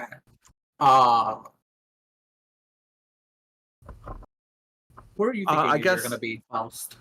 Yeah, I'm thinking of maybe just trying to get on the roof somehow. Maybe there's a rooftop that's kind of close to their rooftop, and it's just sort of a little leap. I'm not especially good at physical things unless I can like sneak in as like a maintenance guy or just like some guy maybe. But I'm not as good as sneaking. I think I'm gonna be on the roof trying to find a way to sneak in because I am good at physical stuff. Yeah, you're really good at physical stuff. Yeah, my whole thing is stealth and physical and shooting. So I'm gonna be on the roof trying to find a way to sneak in, essentially. Okay, so Morrigan and Faust are going to be on the roof. Spark is going to be in the basement, and Doc Holly is going to walk right through the front door. Is that what I'm getting? Because Doc Holly, Yes. Doc Holly's a bad bitch. Unless what if you say that I can get in with a consort, maybe I could consort my way in through the door, like just be a guy and not say anything to anyone. But I don't know. Like you want to take sword lessons? Or if your sway's really good, you can try to convince them that you're Doc Holly's like assistant in some kind of way. Damn. Mopsy. No, I'll just go on the rooftop. I'll go on the rooftop. It'll be. Okay. Question. So, Question. yes, Does anyone else hear music? I played it. Yeah. Yes. Yeah, I through was Foundry. like, the music just started playing, and I was just looking back and forth, like, what the fuck is going on? I Okay, played no, it. like about an hour ago when he first started playing music, I did this. I was checking all of my tabs. I'm like, where is this coming That's from? what I did earlier, and it's just like, and then it stopped. I was like, okay, and now it's back. It started again. Yeah, because we're on this screen specifically. Yeah. That's why when we were in the church, it didn't play. Okay. That's why. That's So I have one thing for Spark's location. Okay. So you guys are using your underground maps and pass keys. Yeah. I will say Spark is maybe not necessarily in the basement, but as Spark is using the like the canal ways and the underground passages to reach the Red Sash Sword Academy, I would say that they would have an area down there that they could use to like launch their own gondolas or whatever, their own boats into the canals or into this main canal here itself. I'm gonna say that that's where Spark starts. Nice. Like a dock underground sort of thing? Yes. Okay. Where it says crow's foot? Yes. So you're Can we basically put like markers of ourselves you're on kind here, of like or- underground in, well, if it'll let me click, you're kind of underground in like this area. Okay, cool. So so what I'm gonna say for Spark, like I said, you're in a controlled position, so you haven't been spotted. But I will say that there are 2 people who are guarding the door into the basement proper of the Red Sword Academy. Excellent. Morrigan and Faust, you guys are up on the roof. Like right And- here? Oh, that's not how you click. And Doc Holly, you are about to walk through the front door with your friend that you made. And we will get right into the action after this intermission. Excellent. Excellent. Thank Peace so bad. God. Absolutely. Piss girls. Yes, so we are going to go ahead and take a quick 10-minute break to go and get a drink. I'm going to kick off a little ad play, but first we have a sponsor. What? Yeah. Do you secretly want to fail that death save so you can make a new character? You want to flub your sway roll just for the lulz of it? Then pick up a set of Dirty John's shitty dice, guaranteed to roll only the lowest results or your money back. Flush your rolls down the toilet with Dirty John's shitty dice, now available in baby green and stained porcelain. Dirty John's, the crappiest TTRPG supplies since about 6 hours ago when I wrote this. That's hilarious. So, are we using the sponsored dice? Is this what you're telling us? Is this why we're failing? Is your sponsorship the reason why we're rolling so fucking badly early on? Wow. Speak for yourself. I've been speaking good. I've been rolling good. I love Your dice that. aren't that. Oh gosh, yes. All right, now to play some actual advertisements while we go on our intermission. I will see everybody here in about 10 minutes. Grind a pig, put in a can, scrapple. I love a fake sponsorship. Oh my gosh, that's so good. All right.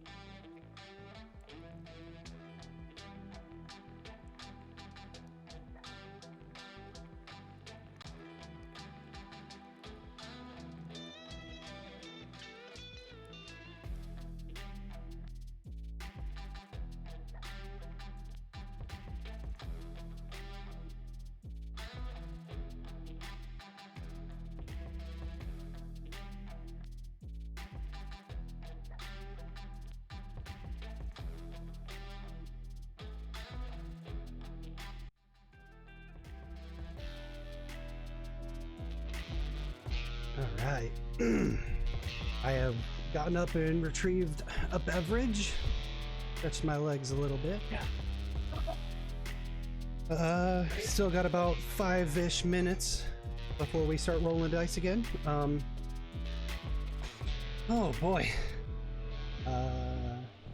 First campaign session jitters out of the way after that horrendous advertisement that I wrote while I was in the bathroom of a restaurant earlier today.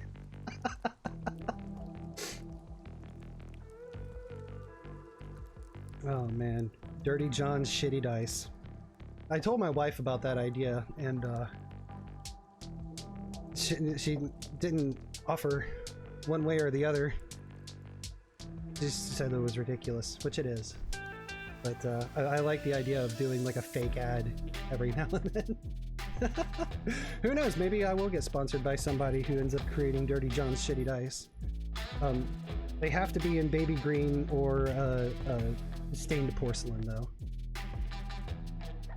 Lots of poop jokes went into that advertisement. I think I did pretty okay.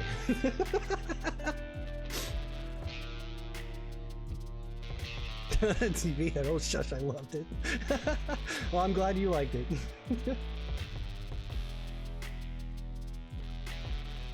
No, the idea to do a fake advertisement came from a podcast I listened to called Time Suck with Dan Cummins.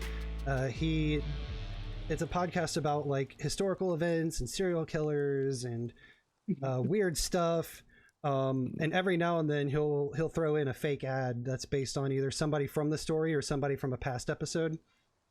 And I was like, you know what, I kind of want to try that, but I want to keep it like all like TTRPG themed. So I was like, I don't know, maybe that's stupid. But then again, like I said, I was in the bathroom of a restaurant that I was in earlier today while I was out with my wife and my brother-in-law and my son. And I was like, oh shit, this would actually be a really good idea. This would be funny.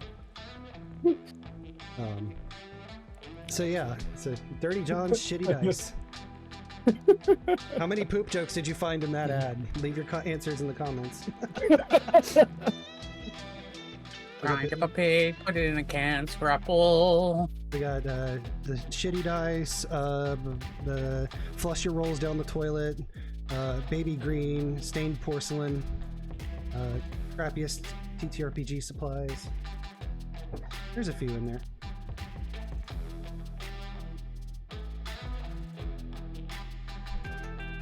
Oh. So my players that are back so far, what are your guys' thoughts on how the session's going?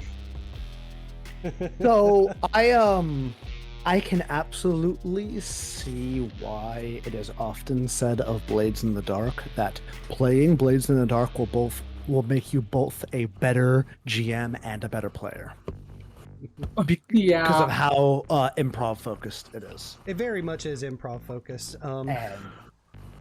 And there's so many mechanics to encourage the improv and to like, it's like people, you're not necessarily so immediately punished for the improv as you would if you were like making, some kind of decision in like the middle of combat in a D&D or a Pathfinder situation. It's like, yeah, that was a bad decision. Now you're gonna fucking die. Like there's some of those too, but we haven't had. For certainly, but we haven't done the actual heist yet. Yeah.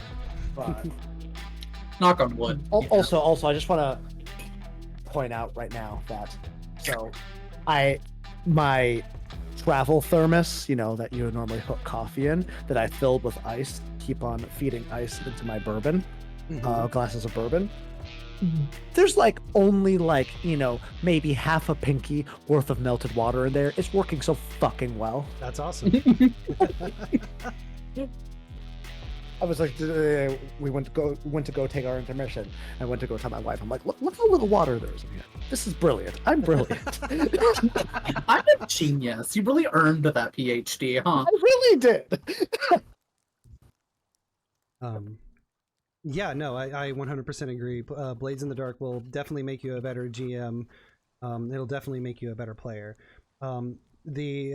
and kind of going in with the improv, a lot of people, when they stream Blades in the Dark, they only show like the map of the city, or the map of like a certain district or a certain building, because if you, like for myself, if I was to go through and put in a scene image for literally every single thing that you guys could possibly do, it would turn into a full-time job. This game is very much theater of the mind. Yes, and I fucking love that. This is... Here's my question. Who put TVHEADD's character in charge of our group? Y'all did. I don't recall putting this to a vote. We didn't vote. We just kind of decided at some point. No, I want to recount. Oh my god. Well, it's because all three of these women are fucking lunatics. Like, He really is just the only straight-laced person among you. I will say, I will give credit where it is due. Morrigan's not that bad.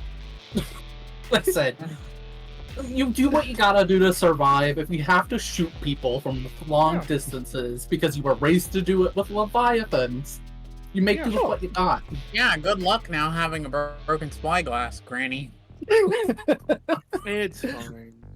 but yeah, man, I mean, would you really want any of these three in charge? The answer's no. Like, the answer's no. This was the only arrangement. That would make it more interesting.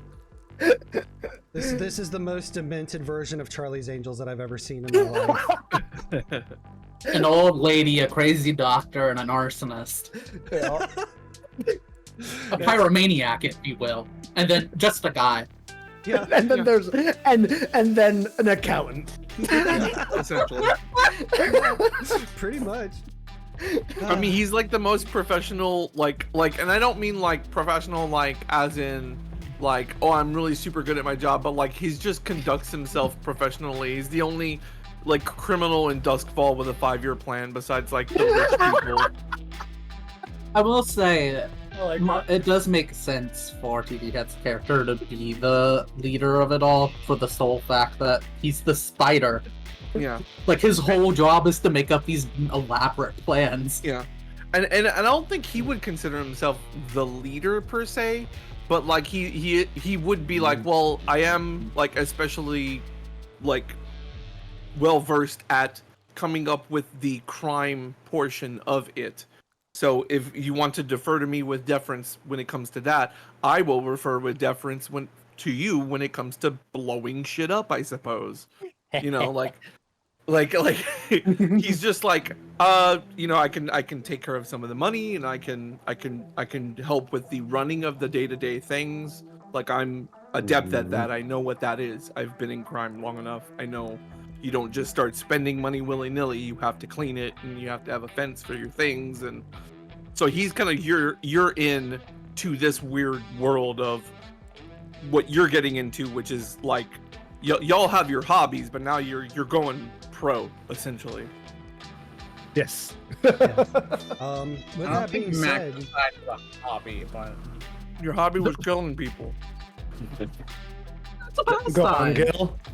with that being said, would you guys like to see how this plan turns out? Hell yes. No. Alright. no. I'm joking, yeah, no, go ahead. Real quick, the jingle for Dirty John's Shitty Dice should be something like, you know, Dirty John's Shitty Dice, they go like stink and they ain't nice. That's good. That's really good. Oh, also Dirty John's, because it's a dirty bathroom. Anyway, we're going back to the Yes. Oh my Thank god. a bunch of Harper fake and Olivia. advertisements. You should get a bunch of fake advertisements made by people to just like have as like a be right back screen. Just like Oh, those yeah. internet ads. I love that. Yes. No. Yes, Like I both love- like just normal things and also like those really funny like MILF ones. Like there's hot local MILFs in your area or my whatever. You know, like those really shitty porn ones? Those would be funny. I'll No, see but, who like, I'll see who I can talk to about getting some fake ads made for the BRB screen. Like the game I could work on Whack. it. They Like used to Gil have spelled with that. the 3 G's. Jesus. Stop. All right. Horrible. So we are back in the game. Yeah.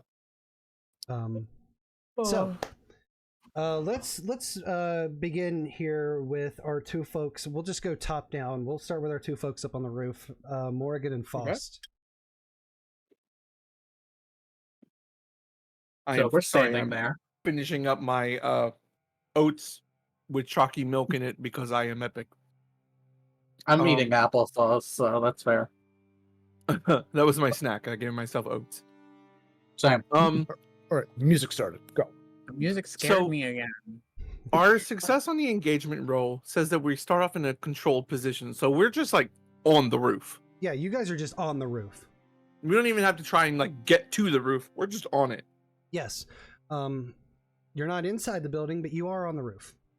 Okay. Can we look? Is there like a skylight we can look down into, or like a door? A door would be nice. Yeah, there is a door that will lead you from the roof inside the Sword Academy itself. Okay. Is that the only thing of interest on the roof? Really yeah, quickly? there's Is there no like skylight. Oh, no damn. skylight. Okay. Can't even be fancy. Just I guess give the door a check. Is it locked? You go to check the door and it is locked.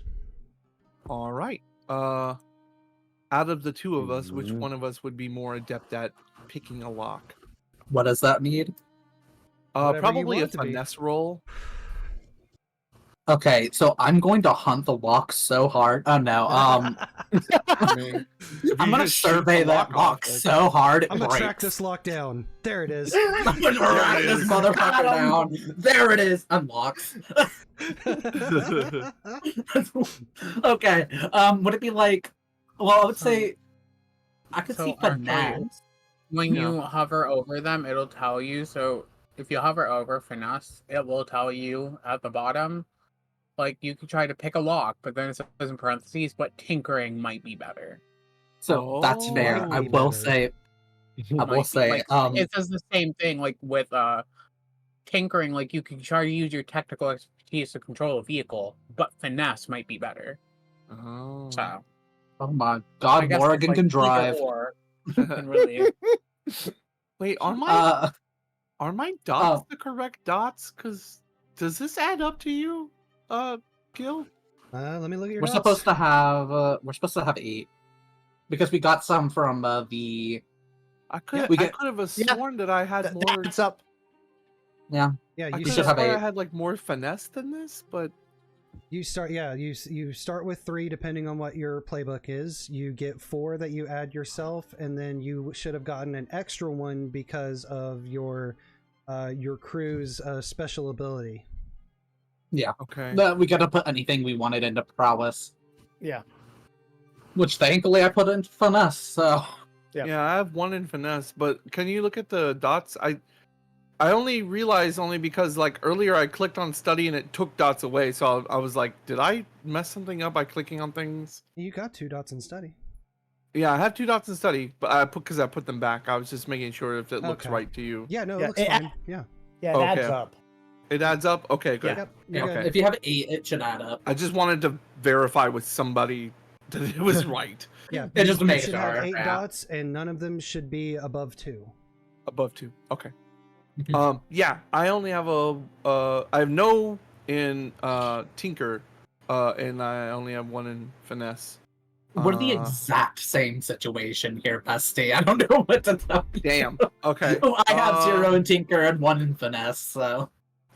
with a 1 in finesse, then I will attempt opening a door with... If you just a quick mechanics reminder, and if you want extra die, you can push yourself by giving yourself 2 stress to get an extra die. You could also ask about a devil's bargain, which could either get you an extra die, it could give you an improved effect, or some other sort of bonus, but there will also be a pretty hefty consequence to go with it. Ace, if you do it, I can use foresight to assist you without spending stress. That's right. He can give you an extra die. Yeah, sure. I was also gonna say, don't forget to look through your items. If there might be an item that could help.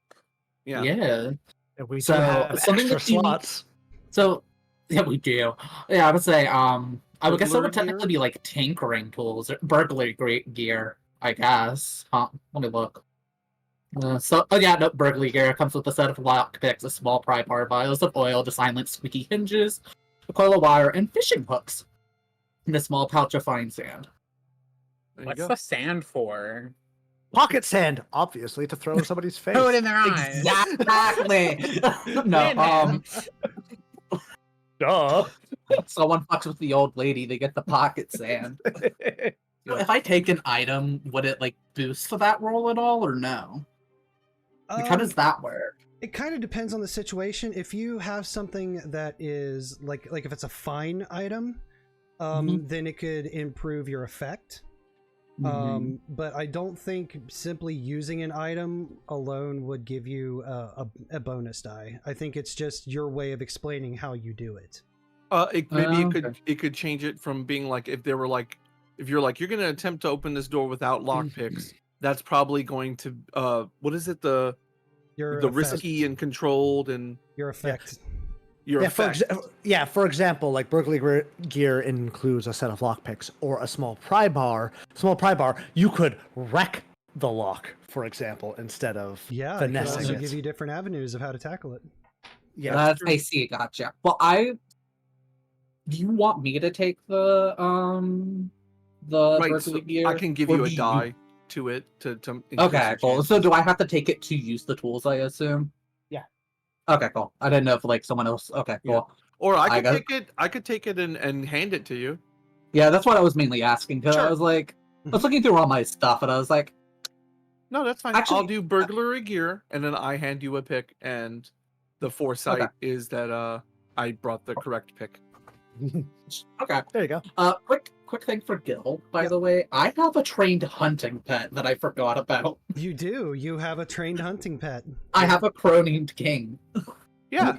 I thought you had already brought it up before. I remember you bringing that up in this session, no. In the past, yes. And I think I did actually do it, and I told him which ones it needed to have, but I don't know where that is. It's either in our DMs or in that chat. I don't remember which. It's in one of those places. I don't know. Just look up King. It'll probably or Crow. Okay, cool. Just roll finesse, right? Roll finesse. It'll ask if there's extra die or something like that, and you just make sure it says +1.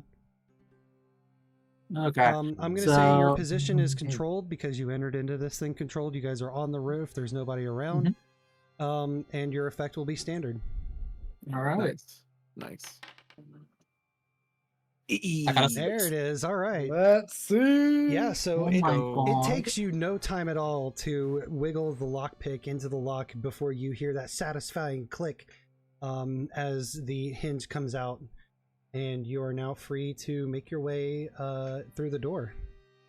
I'm gonna have Morrigan open the door and put her hand like this just through the door and be like, "After you." He kind of gives it like a thumbs up and then kind of starts heading through. All right, you two begin making your way down the stairs, and you see that the stairway would actually lead all the way down to the first floor. Okay. The Sword Academy is a 4-story building. Okay. And we have no idea where this thing we need to steal is, right? Nope. I figured. Okay. Thankfully, we have several people on. Like I could go. So one of us could be on. No planning. But thankfully, we have people on several floors. So finding it, we could just start casing the building. Yeah. Okay. Cool. Okay. So. We're at the top of the stairs where we just walked in with the door? Yes, you guys are at the top of the stairs. The next flight would lead you to the 4th floor, so on and so forth. It's kind of like a fire escape almost? Yeah, it's like a fire escape kind of deal. Like it's a long stair. Okay, cool. Mm-hmm. I'll I'll turn in character and I'll tell you, I'll go to the 3rd, and I guess we can just look at each of the look for the thing once the signal with the smoke starts. Morrigan just nods. All right. So Faust, you're heading to the 3rd floor. Where's Morrigan going? I'm gonna go on the I love I'm being indecisive about this. I'm gonna say the 2nd floor. Okay.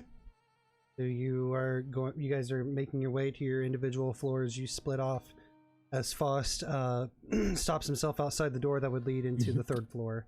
And Morrigan, you continue down to the 2nd. All right. Let's see. Let's go ahead and get Spark and Doc Holly into this a little bit, and then we'll just kind of rotate around and see what you guys are doing. We'll start with Spark. So, like I said, Spark, you are in the underground dock underneath the Red Sash Sword Academy. You have not been detected, hence your controlled situation. But you do see that the door leading into the basement is currently has 2 guards standing outside of it, and they both have scimitars attached to their hip. Okay, excellent. So then, okay. So I'm going to check off one of my inventory slots here for a blade or 2. Excellent. Seeing these and these guys are, Eruvian gangsters. Is fair to say. Yep. So Deirdre sees them and think, oh, okay, I know what to do with these. She takes out a knife and she gives a nice little slice across her forehead, so now she's bleeding. Okay. She's going to put away. She's putting away the blade, and she's going to start. She's rowing in on her boat, and she's going to start screaming Eruvian curses. Oh, very good. Okay. She's screaming Eruvian curses as she rows as fast as she can. She's going to stumble into the docks and look pleadingly at them like, they're coming. The Lamp Blacks are coming. Oh shit. Oh, that's good. That's very good. Like just fuck. And I'm just gonna run towards them, just sprinting at them like I need to get through that door. They're coming, and I'm bleeding. And all right. So what action are you going to use to let these guards let you in? I'm gonna say consort. Okay. I'm trying to socialize with friends and contacts. I'm Eruvian. We come from the same place. We speak the same language. Okay. Ooh. It's very good. Okay. Go ahead and give me a consort roll. I'm going to say that this is. I'm going to say risky standard. I'm going to say the reason why it's standard is if you succeed, they'll let you in. If you fail, they will kind of stop you in your tracks, and you don't know exactly much past that, but they will prevent you from getting in the building at least immediately. So yeah, go ahead and roll consort for, like I said, risky standard. Risky standard. Ooh, failure. Can I guess try to take some stress so that things don't go so badly? Okay. Do you want me to tell you what the bad thing is? Sure. Okay. So the bad thing is that they are instantly suspicious. Probably because you aren't wearing the same vestiges as they are.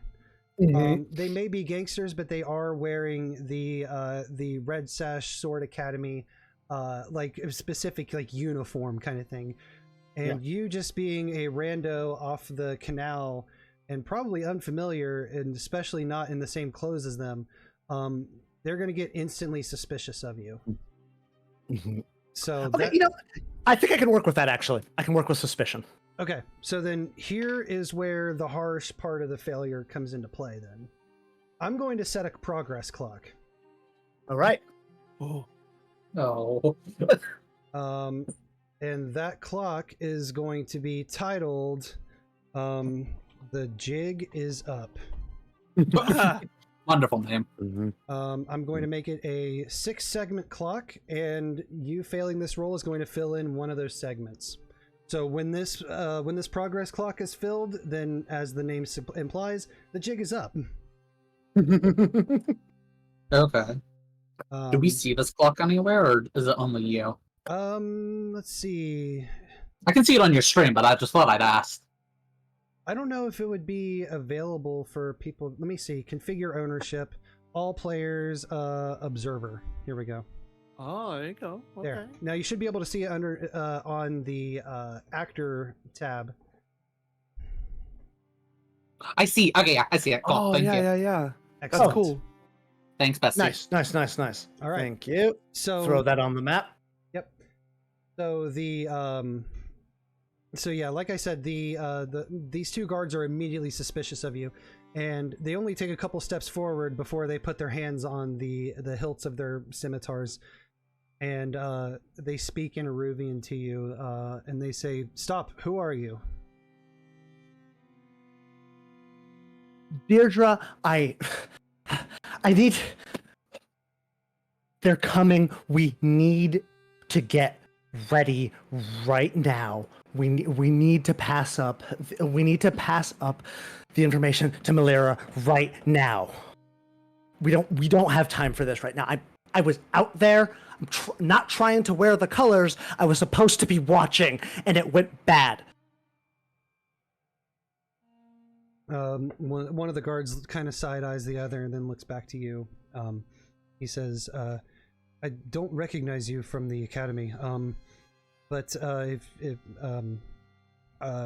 if what you're saying is true, then maybe this could be a problem. But again, I don't know you." So he looks to the other guard and he says, "Go to the canal and check it out." So one guard nods and begins to walk towards the boat entrance, and you are left standing with the other. And that's where I'm going to leave you for right now. We're going to move to Doc Holly. So, Doc, you are now on the ground floor of the Red Sash Sword Academy, and as soon as you walk in, you see stairs that would lead up into the next floor. But for the most part, this bottom floor is it's basically like a massive like training area. You see a bunch of swordsmen who are sparring with each other or who are doing exercises and essentially training. You see a few other people who are like standing off to the side talking, conducting business. But as you walk in, your escort says, "If you could just wait right here for a moment, I will go and speak to see if our leader's in." And he kind of leaves you in the middle of this room full of people with swords. Oh boy.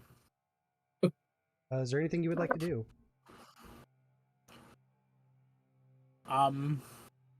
No, because I wouldn't want to be suspicious in a room full of people with swords.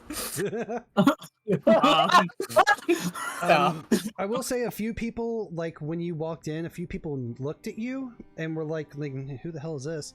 But they saw that you were with your escort buddy, who you've never gotten the name of, and they just kind of go back to their own business. So they just kind of assume that you're supposed to be here.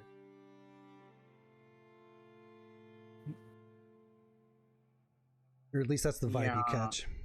I just think Holly may be crazy, but she's not bitch ain't dumb. gonna bitch ain't gonna fuck around and find out. All right. So I think she'll just wait and see if the boss is in. Okay. So it's kind of like a situation where they're not exactly giving a tour, but they're like, okay, well, here's the setup. We're thinking they haven't hired them or anything, but it's like they're like, talking about the potential thing. Yeah, right? Yeah.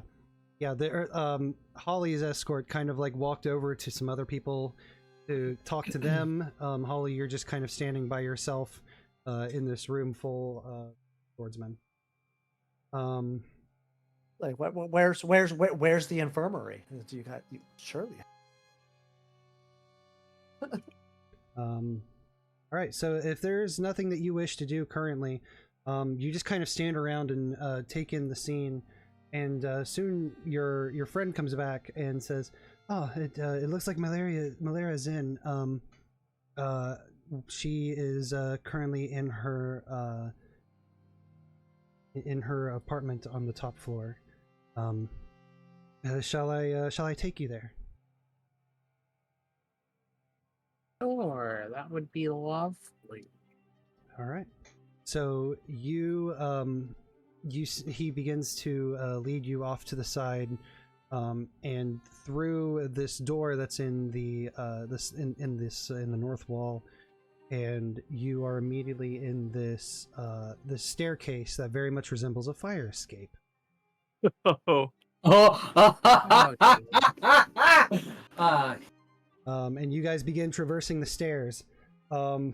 Let's cut back to Faust. Faust, you find your way to the second floor, and you immediately hear footsteps coming up from the stairs beneath you. Wasn't I second floor? Oh yeah, you're second floor. Morrigan, sorry. I was like, wait a minute. Stop that. Morrigan, you hear the footsteps coming from beneath you. Can I prowl to get up higher and like try to get back up the stairs and close the door? Like try to be like, come on, we need to go to TVHEADD's character. Okay, so you want to make your way back up to the third floor with Faust. Yeah, so that we can like get out of the staircase and out of the way, or like with Faust.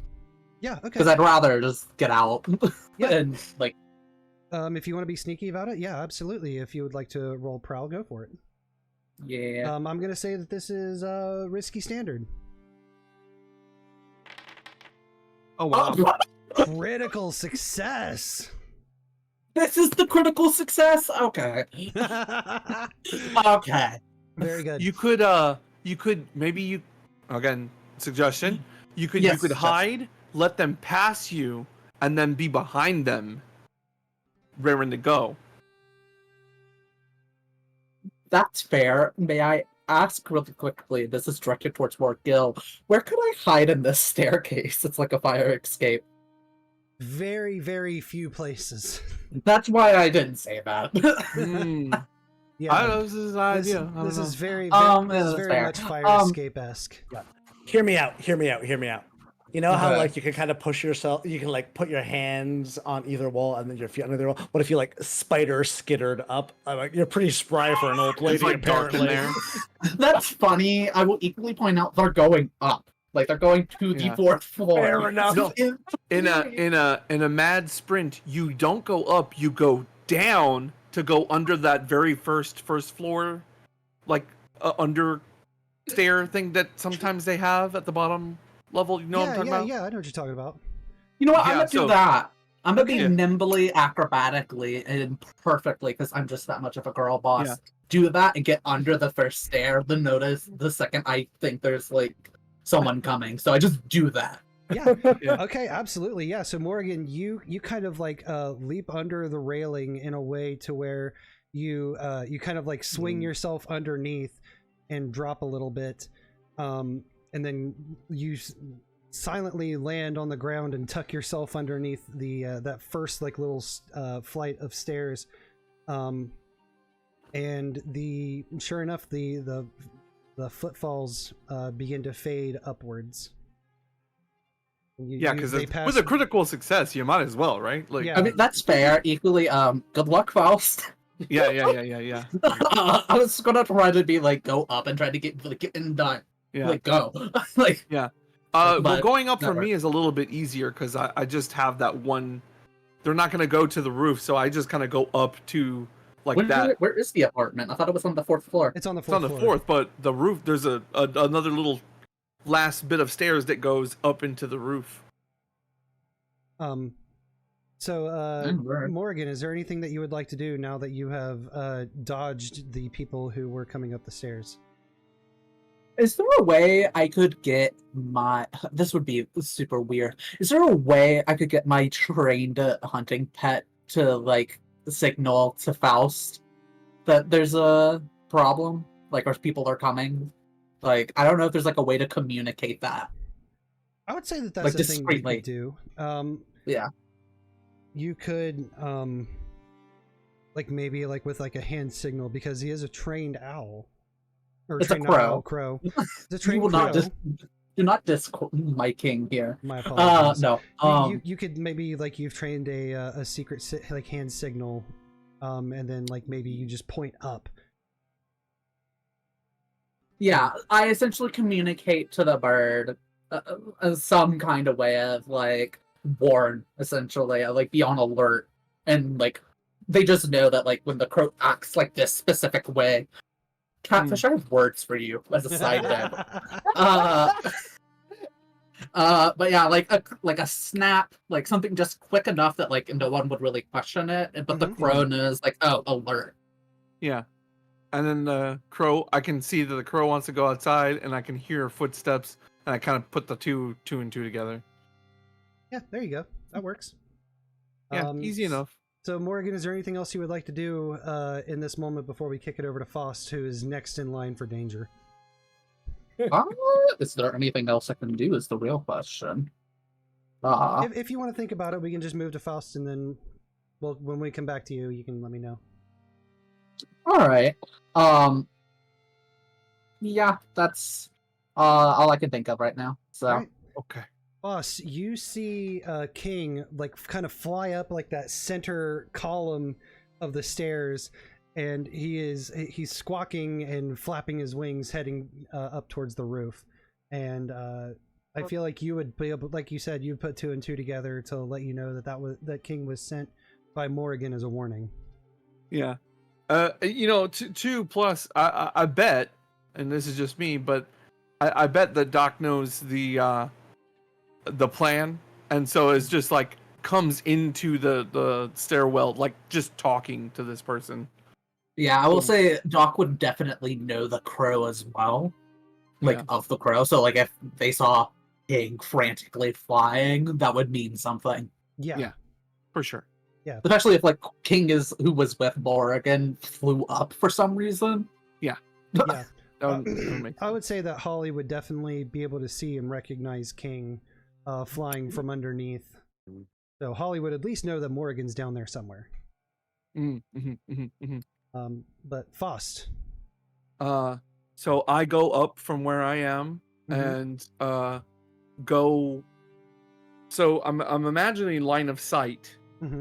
They're gonna be on the 4th floor. I'm on a small little bit of stairs that leads to the roof. Without opening and closing the door, I try my best to squeeze myself into the space in shadows that occupies that small bit of stairs above them, and get out of line of sight. Okay, and what action would you like to use to do that? I mean, I guess just prowl, because I only have one dot in it, but I guess I could do my best to do that, unless you would say I have enough time to, like, go through the door.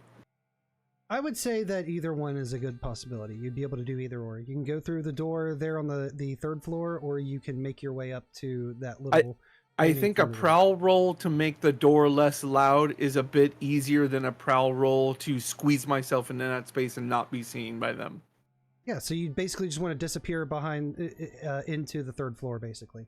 The rooftop. Okay, yeah. The rooftop door we came in. All right, so you just want to basically skitter and get out. Yeah, because it's open. I can come back in it when I need to. Yeah. So he's just sort of like goes behind the door and just kind of cracks it to kind of like see if he can, like, tell when they get out of the stairwell. Yeah. All right. Go ahead and roll prowl then. I mean, we haven't gotten into any dire situations yet, so we're gonna say risky standard again.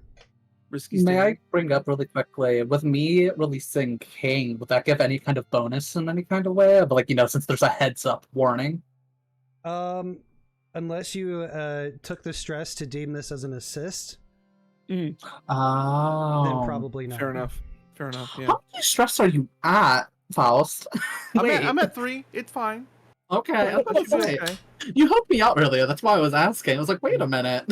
Faust can assist without taking stress for Oh, twice. I see. Yeah. I see. I can do that twice per caper, and I'm trying to save the other one for if we get in a tight spot. Gotcha. Mm-hmm.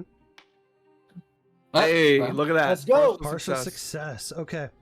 So I'm going to say that you are able to scramble up in and through the door to the roof.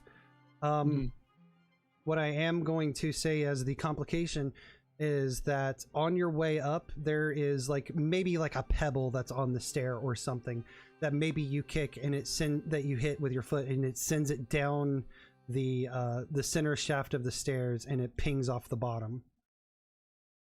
Oh, jeez. Okay. And at this point is when the Holly, your guide, would kind of put a pause and put their hand up and look up towards the top of the stairs, and then look down at the ground where the pebble fell, and kind of try to get a read of the situation before he finally turns to you and says, "We've been having a rat problem recently," and then he just continues back up the stairs. Oh. You just have a poison for that. Let's go back to Spark real quick. Hello. Spark, Yeah, you hi. are left there outside of the door to the basement. You have one guard with you, and the other guard who is still in line of sight, who has went to the boat dock and is looking down the canal. Brother, do you have a? Starts kind of wiping at her face. Do you have a handkerchief or something? Trying to sniffle a little bit, just like. He goes, yes, and he reaches. He begins to reach into his pocket, and he pulls out a small cloth and hands it to you. Oh, thank you so much. I was out on a observing. You know how it is, and I'm sorry, I got sloppy. I dropped my, I had a spyglass, and a rat startled me, and I just dropped it to the street, and I'm so embarrassed. It's such an embarrassing, awful, sloppy thing to happen to a person. What the hell? Jeez. Yeah. Can we?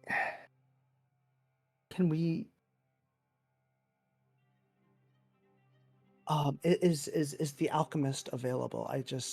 The head wounds bleed a lot. I would do it myself, but it's just. I pulled up my hands and I'm just shaking them I was so scared. He looks to you and says, "Oh well, let's see if your story checks out first, and if so, then we'll get you inside immediately." I'm worried about him out there. I understand. But I'm worried about him checking out that far. I didn't have that much of a lead on them. I'm worried about him checking by himself. We should get back up. Okay. Hold on. I want to try to assist at a distance. How? I'm thinking. I will say, remember to look at your items to see if there's anything you can use. Like documents is an option. And remember the flashback mechanic. in the flashback mechanic. Is there something you want to inform me of to pass on as information, as legitimate information? That could be in a flashback here. Yeah. Take it.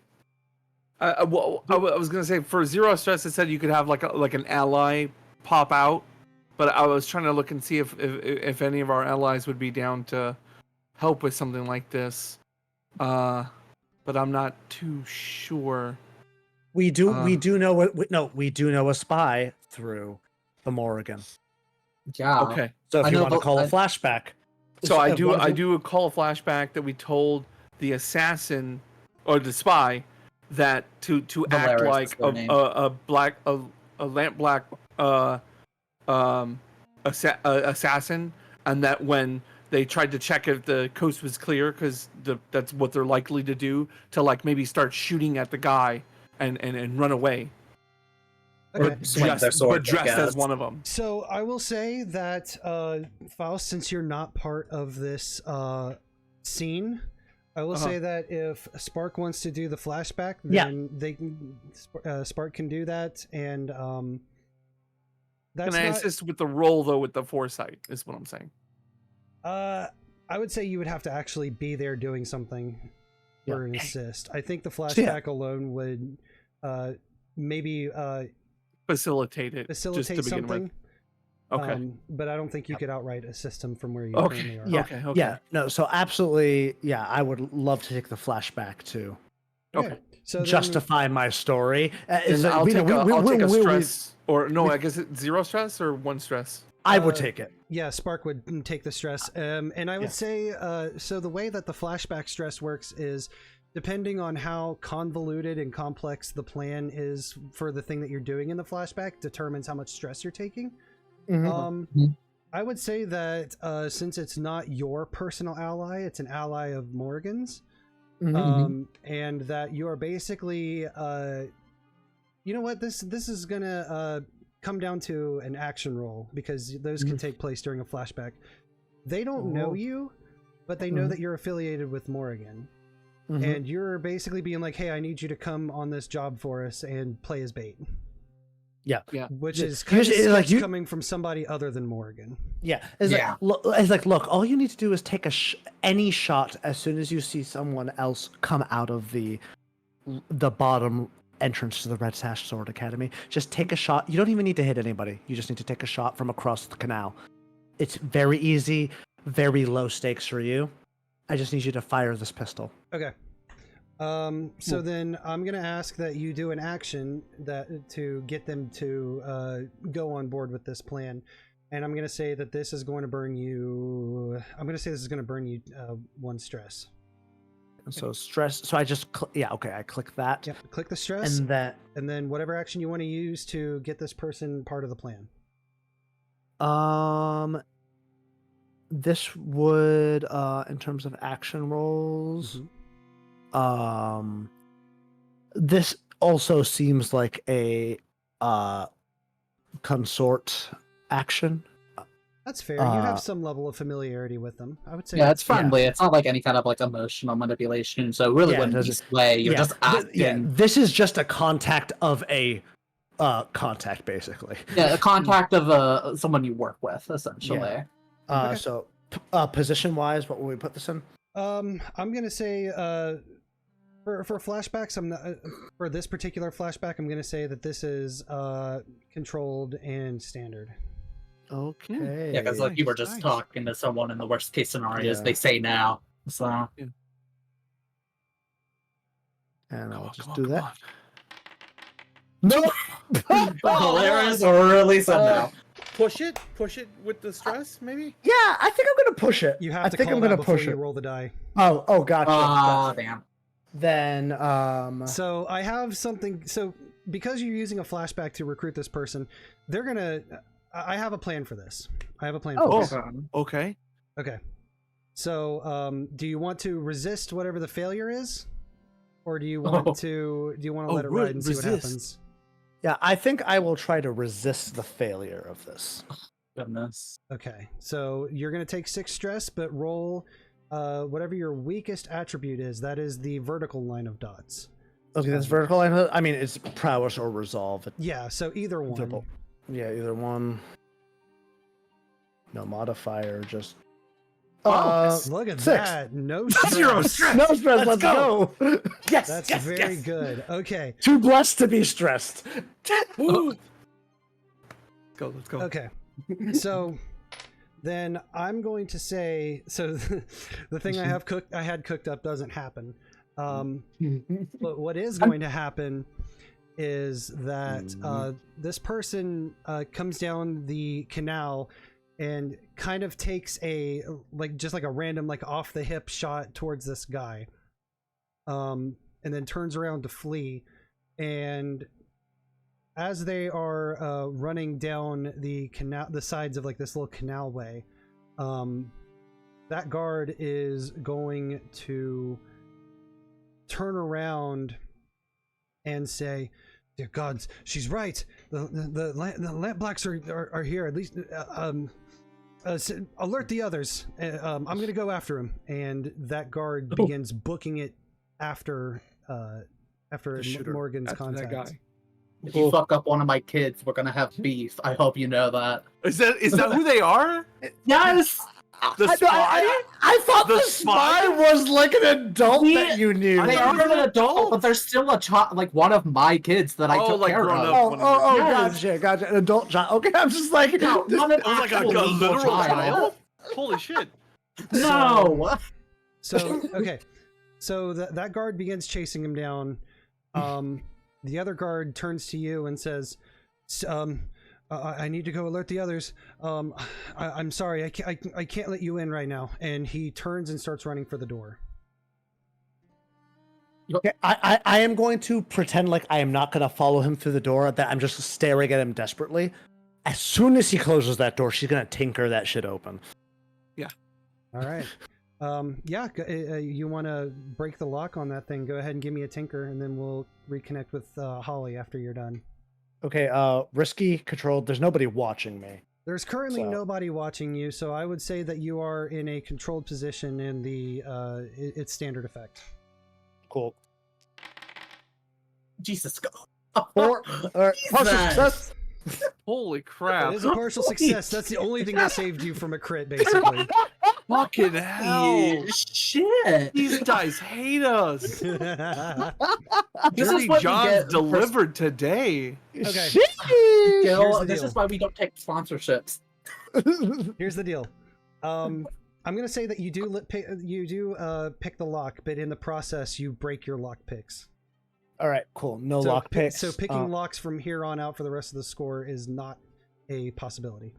Oh, For Deirdre or for all of us? For Deirdre.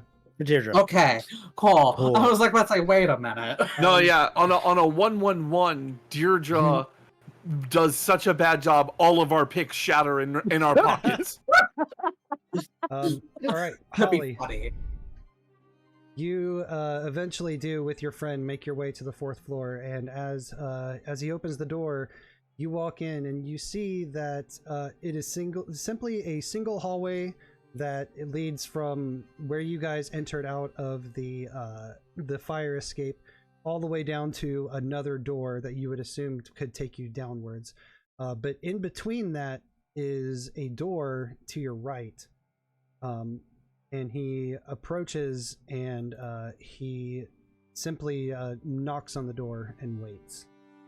So you're, for all intents and purposes, you are standing in the hallway on the 4th floor, right outside of Malaria. Malaria. Melania. Melania. So yeah. May I make a request of Mopsy really quickly? Could you get this guy's name? This might be useful information to have. Yo, what's his name? Oh my gosh. Do I have to roll if I ask him for his name? You do not. Like- you do not. I'm about to say, just Name. be like, oh, I didn't catch your name. Like, By the way, what was your name? is that what she sounds like? No. I don't know. No Are judgment. Oh, sorry. How rude of me. My name is Cesareth. Oh, that's a gay name.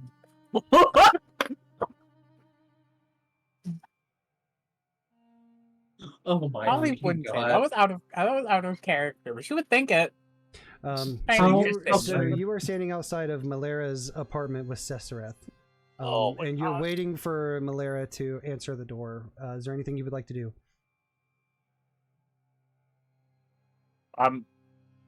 What would there be to do up there? Survey, look around. Yeah, survey. Oh, Try and Because we are trying to like find out where this thing we're stealing is, true. so I was it's saying, not like, a I bad mean, idea to keep an eye out, like look I guess I around. would just survey the area, just Yeah, if you'd look like to for survey, any go for it. signs. I ain't got nothing. Okay, wait. But like, what would you say for this? Like, how position? Like, is this risky? Is this? If you're just looking around, I would say controlled standard. You're not really doing anything illegal by just like glancing around. do you have points in survey? No. So what's going to happen here, since you don't have any points in survey, is it's going to roll 2 dice and it's going to give you the lowest result. Oof. If your stats, you could justify it with another stat, though. That's why I was saying that real quick. Finesse. I just finesse my way into giving side eye around the room. Like, That's, I I'm mean, not gonna notice. Let me look at your character sheet really quickly. I mean, Finesse, tinker, and fire, my highest. If I mean, using finesse to like catch glances and stuff stealthily, I don't see why you couldn't do that. Yeah, like stealthily, like you're trying not to be super obvious about it. Yeah. Like you're like trying to like sneak a look and not be like super obviously like, oh, I'm looking for something on this floor. Yeah, I would allow that. Oh boy, okay, and then I'll do that. But I ain't gonna do no. Yeah, like I said, as long as you can justify the action, most of the time I'll let you use anything for anything. Yeah, like as long as you're not like trying to wreck figuring out how to this thing. Yeah, that would be something completely different. That'd be funny, but it'd be different. Hooray! Hey. All right, partial success. Okay. So as you're kind of like catching some sneaking glances, you peek around. Like I said before, the only entrance and exit to this area is the stairs that's on the other side of where you came out of and the fire escape. You also notice that Malera's door, it has multiple locks on it. And here's where the complication occurs, is that while you are sneaking your glances around, you don't notice that Malera has already undone all the locks and has opened the door and is now just watching you take glances.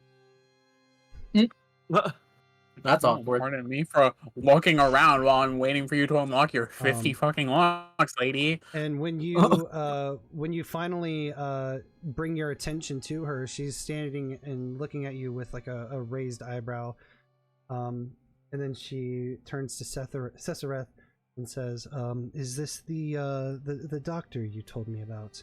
And as you're looking at Malera, you see she's a very elegant Eruvian woman. She stands at about 5'8". So you can see that even though she's wearing these very elegant and kind of like looser fitting clothes that would allow for a better movement, you can see hints of where there's muscle underneath. Ooh. So she's kind of got like a sleeper, like builder kind of physique to her. And where's like looser clothes to not show that off, I would assume. That's what you could assume, yeah. Cesareth says, "Yes, this is Dr. I'm sorry, your name escapes me yet again. It was Maddy, correct?" Yes. Yes, this is Dr. Maddy. Maddy Sharpe at your service. Malera kind of like looks at you and then just kind of like does like the up and down to like, kind of check you out. And Sestereth says she is offering her services as a physician here, and I know we have the alchemist, but I feel like having a doctor among our ranks could lessen his load a little bit, especially for things that maybe don't require as many alchemical solutions. And Mylera kind of looks back to him, then back to you, and says, "Come in." And she leaves the door open and walks into her apartment. And as you and Sestereth make your way into the apartment, you look around and you see that it is very finely decorated. This woman has no shortage of baubles and trinkets and expensive art just kind of in its own place around her apartment. And she goes and lounges on one of those what are they called, it's like a small couch. It's like an armchair but with only one arm. Is it a chase lounge? Am I thinking of the right word? I know what you're talking about, but I can't remember the name. That's the okay, good. As long as I painted the picture. So she goes and lounges on it and says, "So, what are your specialties exactly?" Treating wounds. No. Like, I don't. I'm a doctor. Like, Jeez. I don't know. Talk about like what kind of like treat, like what your history is, like what you used to do. Okay, no. So her specialty, Doc Holly would probably explain her specialty is crafting medicines and different remedies And tinctures and whatnot. Yeah. Tinctures and, you know. You can still do the basics. You can set a bone. You can, wrap a sprain. Yeah, no, you were a back alley doctor. You probably did a Re-pop lot of something back into place if I have to. Yeah. You could even tell a story about like someone who broke their arm, spare the details. But something like that. Thing. Yeah. So the whole time Milena is just kind of nodding along, and she says, "Okay, very good. There could be a chance that we would need a physician here in the academy. Can I ask what your credentials are?" You go to school? I mean, you could just be honest and be like, well, I grew up on the streets. Yeah, like, you're not getting the best. I come cheap, and that's the reason. Like, That's just a list of all my patients on the street. Here's my reference list. Because it's just one of your credentials. I don't know, just pulls out a little piece of paper. Now here's the thing. Scribbled on. It's like credentials. I've never worked on anyone or anything untoward. Wink. You could also just be honest and be like, I grew up on the streets and I had to learn to help the people around me, or twist a tail or a lie or something, like just some bullshit excuse for it. yeah. Well, she's always been messing around with, like, making concoctions since she was a child, so yeah, it was just something that she kind of grew It's a into. passion. Yeah, she had a passion for it, and she had to make some things that help people. She can't just only harm. Mm-hmm. So, I guess she would just be honest and be like, it's just a passion that she has, a thing she's been doing for years on the street. Yeah, you just don't have a formal education, essentially. Mm-hmm. She nods and says, "Okay, so you didn't come from an academia. You basically just kind of, as you said yourself, worked on the streets. That I'm not entirely sure." And before she could continue her thought, there is another knock on the door. And then, I forgot that fucker's name. The guy. Cesareth walks over and cracks it open, and it's two of the Academy swordsmen, and one of them has a massive gash on their shoulder. Oh. And he says, "We tried to find the alchemist, but he's not around right now. We were sparring, and this idiot performed the wrong block, and he got caught in the shoulder. Who should I go to have him fixed up?" And Milena, who overhears all this, is looking at the two swordsmen and then just kind of passes a glance to you. And Doc Holly's just smiling at her. Oh, shit. Milena says, "We just happen to have someone who wishes to be a physician here. Maybe she can help you." And then Cesareth lets the two swordsmen in, and they make your way over to you. And the one says, "It hurts like a bitch. Can you patch me up a little?" Let me work my Would you say in this instance that Doc Holly's tinkering tools count as their like doctor's bag full of their things? Let me look at their list of items. I assume that would have been what the sorry, let me see what it's called. The bandolier is. Yeah, bandolier is like that's for specific holding to- like your like potions and in there concoctions and shit. yeah, that's Yeah. specific to the. It would be Yeah, like, a sewing needle, like, like a suture needle, or like, like just Some medical forceps. supplies. I would say in Maddy's case, the tinkering tools could be their medical kit. Yeah. Because Standard tinkering Maddy is tools a are the leech, fine but she's ones. not like the mechanical kind of leech. She's the doctor. Right. Kind. So It's the tools they need to do their job. Correct. So I would Yeah. say Yeah. that Maddy's tinkering tools would be like their doctor bag, basically. Yeah. Let's go. I just realized that we have a leech that's used for healing and a leech healing quotation marks, and the other one that's used for fucking destruction. Yeah. Yep. We have polar Yes. opposites of the same class. And they share the same lab space, which is what I was amused about earlier. So yeah. So God. if you want to check a load off of your kit for your tinkering supplies, I'm not using my fine ones on this dweeb. fair enough. Yeah. Fair enough. That's mine to use on us. Fair enough. Those are the sterile ones. These are the ones that I use on all the other people on the street. She doesn't clean these ones. Okay, so Holly, which action are you going to use to patch this dude up? I guess. What's your high? Tinker?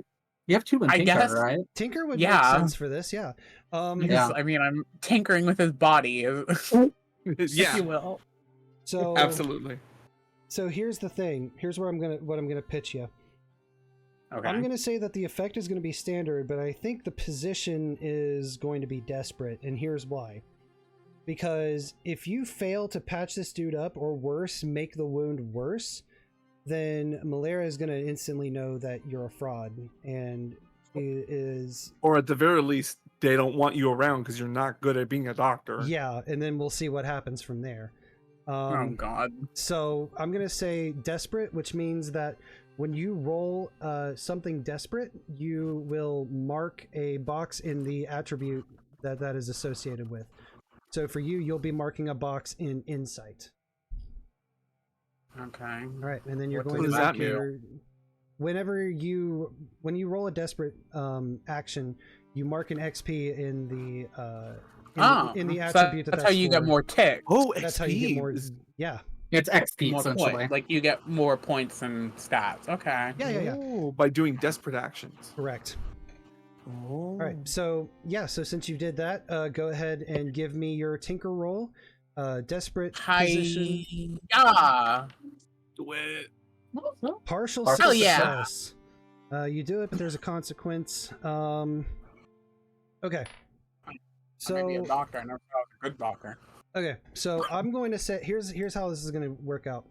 I'm going to say that you are able to patch this guy up, but I'm going to say that maybe it takes a little bit longer than you would have liked it to, than it normally would, and Milena is going to notice that you're a little, if anything, inexperienced. Yeah. But you do get the job done. You do patch the guy up. The wound stops bleeding. Maybe your bedside manner is not the best, and it's like, stop wiggling, you baby. Yeah, you were like insulting him the entire time. Slapping the red sash. Just hey. Because it would just be that like she doesn't have her like numbing. Yeah, that too. Yeah, anesthetic. So this was like she doesn't really have what she normally like. She's working like on the fly, you know, like right. not in a proper area. She's in an apartment. Yeah. Right? No, She's fair. just bold, as a side note. Malaria is bold for having, like, there's gonna be blood on the couch. Like, come on. So anyway, You spilled blood aplenty. Okay. So you patch the guy up, but like I said, it takes a little bit longer. The patient isn't cooperating well, so maybe you like throw out like a small insult here and there. Malaria is not suspicious of you, but she doesn't think you're like this perfect, like, awesome doctor. But you do get the job done. So the guy, the two swordsmen thank you, and then they leave. And as you turn back to Malaria, she gets up and she says, well, you did it. I'm not entirely sure about your methodology, though. You seem like you are quite a little inexperienced. I'm not entirely sure if we can take you in this moment. Is that so? I mean, we're using Doc Holly as a distraction, right? Yeah. I mean, what? We're gonna leave Doc Holly right there, and then we're gonna. Yeah, I was gonna say. Yeah. Let's shift over to Morrigan. Oh my god. Morrigan, you're on the bottom floor. You just sent your raven up. Your crow. Birds are hard. We're gonna have beef if you fuck up the poor king. Oh no! Birds. I'm gonna stick a physical sticky note on my fucking computer screen. Crow. Corvid. Corvalls. Yeah, and I spell it wrong somehow. Misspell crow. It's just without a W. Yeah, CRO. So so Morrigan, you what do go do over now? to your parrot. I'm gonna have Morrigan. I'm gonna have Morrigan. So they're already in like dealing the shit in the apartment, right? So the staircase is clear. Yes. For now, yeah. I am gonna start walking up to the floor. I'm gonna do the second. Faust, should I come up and like touch base with you again and make sure you're fine, or should I just go to like the second floor? Yeah, I or, like, wanted to. I was gonna try and do a quick thing. I noticed I have blueprints on my items. I wanted to try and see if maybe I could have the blueprints for this place, and maybe like we didn't read, like we didn't. At first we were like, we don't know where this thing is, this vault. But then like I noticed something finally. I take another look at the blueprints this time, and I noticed something on it. It's like, oh no, this is the floor or something like that. So Morrigan, what would you like to do? Yeah. All right. I would like to go back up to Faust, I think. Yeah. And reconvene. All right. I think. You're just gonna move at normal pace. You gonna be Yeah. stealthy about it? Okay. I mean, I guess I'll be. I mean, I'll try to be stealthy about it. I guess. I mean, unless should I just walk at a normal pace? It's up to you. Oh. That was aimed towards my teammates or my party. Maybe it's less loud that way. Yeah, I think we're gonna just go up at a normal pace. If you sprint up the stairs, it might be loud. People walk in places all the time. Like, It would be Fair. weirder if there was no sound all the time, you know? That's true too. All right. Yeah. So you Yep. make your way up the stairs. And I also want to get King back with Yeah. me. So I'm gonna walk up and like reconvene with Faust and get King since they're probably together or near each other. Yeah. Yeah, that's fair. All right. So you make your way up. You go back up onto the roof, and you meet up with Faust. Okay. I'm gonna have her with the crow just like pull out a little like raisin and give it to him or something. I'll just feed him. Aw. Just because it did its job. You want to train that shit. Yeah. And then just reconvene with Faust. Ugh. Out of character, I'm so nervous about this heist now. It's just like, ugh. No nerves, only success. Right? Yeah, Fear I'm no gonna. god. If it's okay for me to do things, I'm gonna Yeah, you guys are together. reconsult those. Huh? You guys are together. Okay. I'd like to reconsult those blueprints. Oh shit! Thanks for the raid, thank you for Undead. the All raid, right. Undead. Welcome in. Don't go. I did what's good, baby! Yes, Yeah. thank you. Thank you so much for the raid. Welcome in. Alright. Thank you can for come trusting me with your along. community tonight. Just don't think If you're I'm new here, I'm sharing Gil my Swamp Guy. I swamp run juice with ya. TTRPGs just like Undead. Tonight we are playing the very first session of the new Blades in the Dark campaign, Strangers in Paradise, and they are currently in the thick of a heist. Yeah. So thank you so much for the raid. Into the thick of it. Into the thick of Into it. the thick of it. Faust. Man, I wish. Yeah. So I'm gonna mark down blueprints. Okay. On my items. Mhm. I pull out the actual blueprints to this building. Okay. And I reconsult them. We had looked at them before, but maybe we read them wrong. And I'm gonna look to see if I can find where this vault is supposed to be, so that we can get into position, so that we can do this, the thing that we're supposed to do. And that is easily enough for you to do. I won't require a roll for you to like study the blueprints or anything. Okay. In fact, it's one of the first blueprints you turn to. It is on the 4th floor. Of course. I Of course, figured it was gonna be that. I didn't want to assume. And the okay. vault is built into the wall of Milena's apartment. Of Right. course. So it's in there, and there's no other way to access it through, like, maybe we could go through a side window, or we can go Nope. through the roof. It's It's like you through the have to door. kind of like be in the room. Yep. Exactly right. So, Of maybe we can. They are in there. Do we just? I'm gonna consult with the military expert here. They're in there with our ally right now. Should we just go in there and take the place over, or should we try and get in there somehow stealthily? I mean, if it's just Malera and Doc Hop. Oh, I should probably say this. Considering that it is most likely it's just the Doc in there, and I would assume Malera. I don't know who's exactly all in there. I think us bursting in is not exactly the best idea. Mm.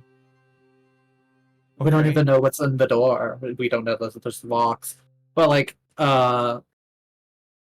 but I would the idea like, was bursting in. Yeah, bursting in with like the leader of the group, who is muscular. I would like to remind you. Yeah. Is not the best option. Yeah. But if we're desperate, we won't have to. Yeah.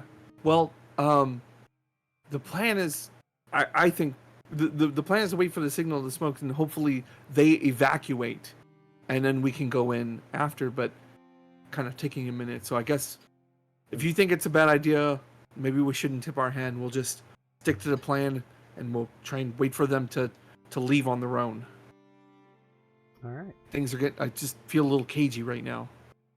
All right. We're going to leave you two real quick and go back to Spark, who has successfully Hello. picked her way into the basement. You're now in the Does she- basement of the Sword Academy.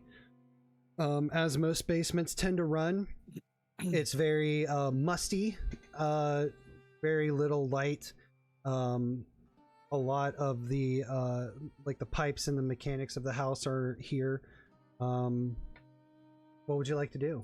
There is a set of Well- stairs across the room that you would assume would lead up into the main floor. Well, so I want to quickly first take a look around.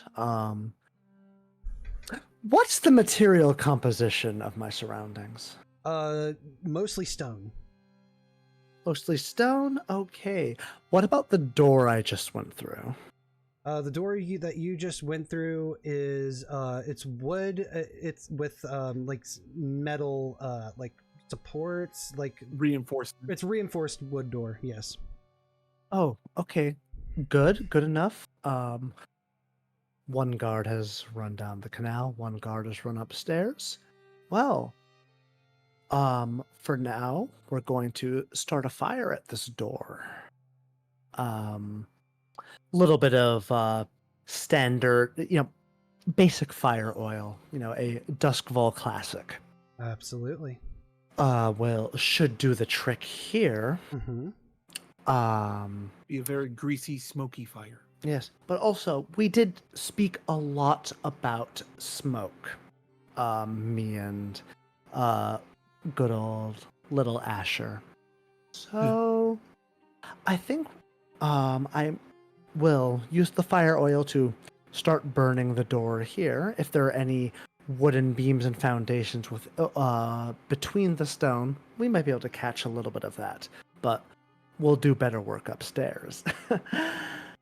So, for now, we're going to use a smoke bomb. Not too hard to make a little bit of smoke and start spreading it. We're going to carry that one with us up the stairs. We need to spread the smoke as quickly as possible. Asher's so dedicated to nobody being in a burning building, and I'm going to do my best, but I'm not going to try too hard. All right. You're like, but accidents happen. Accidents So do happen. you are going to activate the smoke bomb. Mm-hmm. And the description of the smoke bomb creates a cloud of acrid smoke that's difficult to breathe and stings the eyes. So you are going to carry this upstairs? Yep, we're going to kind of hold out behind me. We're trying to just stay ahead of it. Okay. And when we get to the first floor, we're just going to toss it to the side and let it do its work as we continue to ascend. Okay. So you make your way up to the door to the first floor. It is unlocked, and as you open it, you see that this door leads out of a wall into, like I said before, this first floor is basically just like a massive like training area. And you still see a bunch of people with that are sparring and whatnot. So you said you're going to kind of just like throw it off to the side? You throw it off to the side, kind of just like as I open the door, casually throw it off to the side. It's like if I see people, throw it away from them, let it start doing its work. Okay. What action are you going to use to pitch this thing? To pitch it sort of surreptitiously. Well, I am trying to let's see. It's not exactly stealth. No. It's kind of more of a wreck situation, right? Yeah. Like where I am coming out of the door, basically throwing a bomb into a hall or a room or whatever, and continuing on, right? So the door's not locked. I'm just opening it, and I guess my question would be, what is the roll for? Is the action for doing it surreptitiously? Is the roll for doing it in the correct direction? Or is the roll for just coming up and doing this at all? I'm going to say that the roll is for you to do this surreptitiously and place it in a way to where it's probably not immediately obvious that it's a smoke bomb. Okay. Right. I think that's what you're trying to do. Is you're trying to create smoke, but not make it obvious that somebody just threw a smoke bomb in the room. Right. If they hear clang, clatter, roll. Yeah. So that's probably a finesse or a prowl. It doesn't really matter. It's under prowess, and that is not my specialty. I mean, do you have a point in either of those, or no? No, like literally no. She is a wrecker and a tinkerer. She just she destroys things, and she left, the fire oil at the bottom of the stairs. Okay. So It could. I mean, since you're throwing it, it could be hunt. Or it could be like a thing where you use your knowledge of rec on placing destructive devices, and instead it's a little bit of an off-label use, but you're using that knowledge to place it like near air ducts in the building, so that the smoke flows throughout the building without having to, travel through. You know what I mean? yeah, actually, you know what? That does give me an idea. Fact of the matter is, I want them to believe they're under attack. So fuck surreptitious. I'm into the room. We're going in. That's right.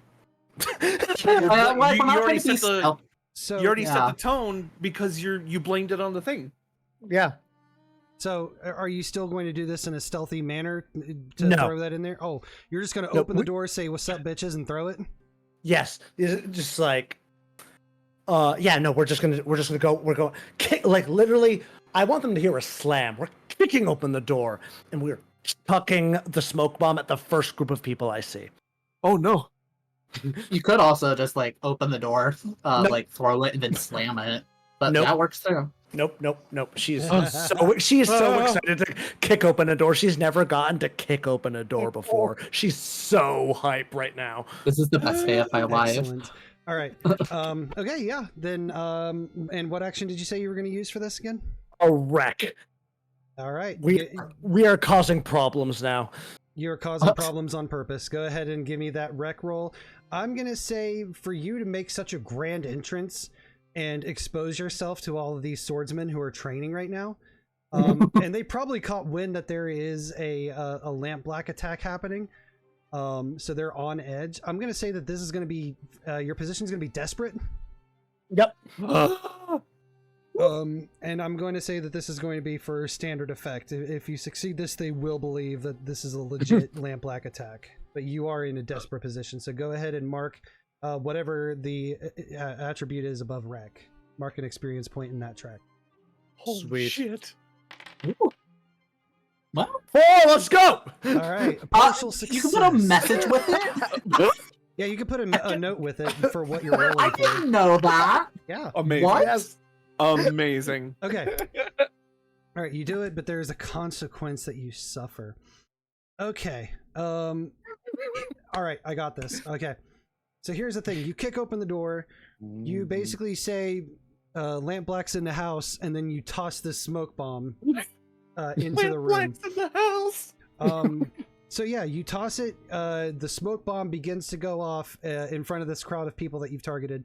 So they are currently like hacking up a lung, and their eyes are stinging because the smoke's getting in them.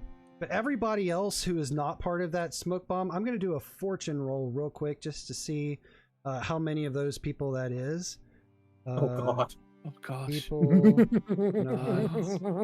Oh.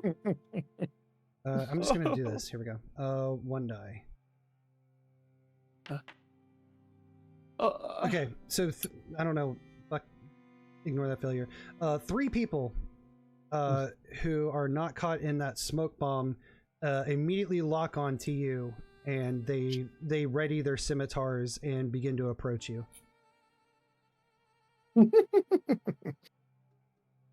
Okay. So let's go back to Holly really quickly. Okay. Holly, you are in this room. Milena just said, hey, we don't know if you're right for this job. And as she is talking to you, the guard from the dock makes their way up and starts banging on the door. And he says, Milena, the lamp blacks are attacking us. I think you said earlier the door was open. Yeah, the door is still open. So your friend, the guy runs in and says, a lamp black was spotted by the docks underground. They took a shot, and Bertolt went and gave chase, but we think there might be more around the area. And Melania immediately stiffens up, and she says, looks to you and says, you have to leave now. You're under attack. You have to go. And she walks over to a wall where there are these two very ornate scimitars, and she takes them both off the wall and does a flourish with them and readies them by her side. Oh shit. Oh god. Oh shit. Okay. Oh dear. And it's at that point I just had a quick, unrelated question. Yeah. I just wanted to get clarification.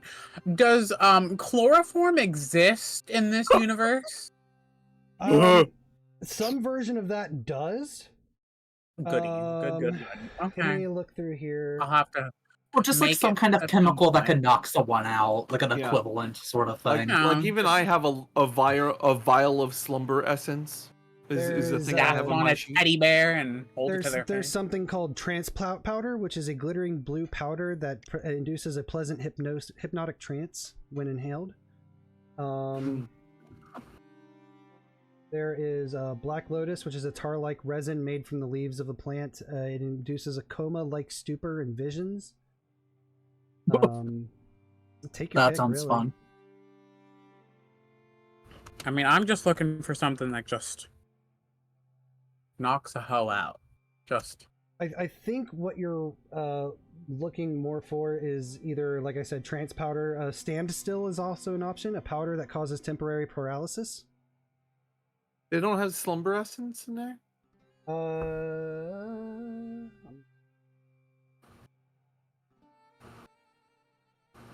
Because that's something Fair. that's I on think the my sheet. paralysis would also work, to be fair.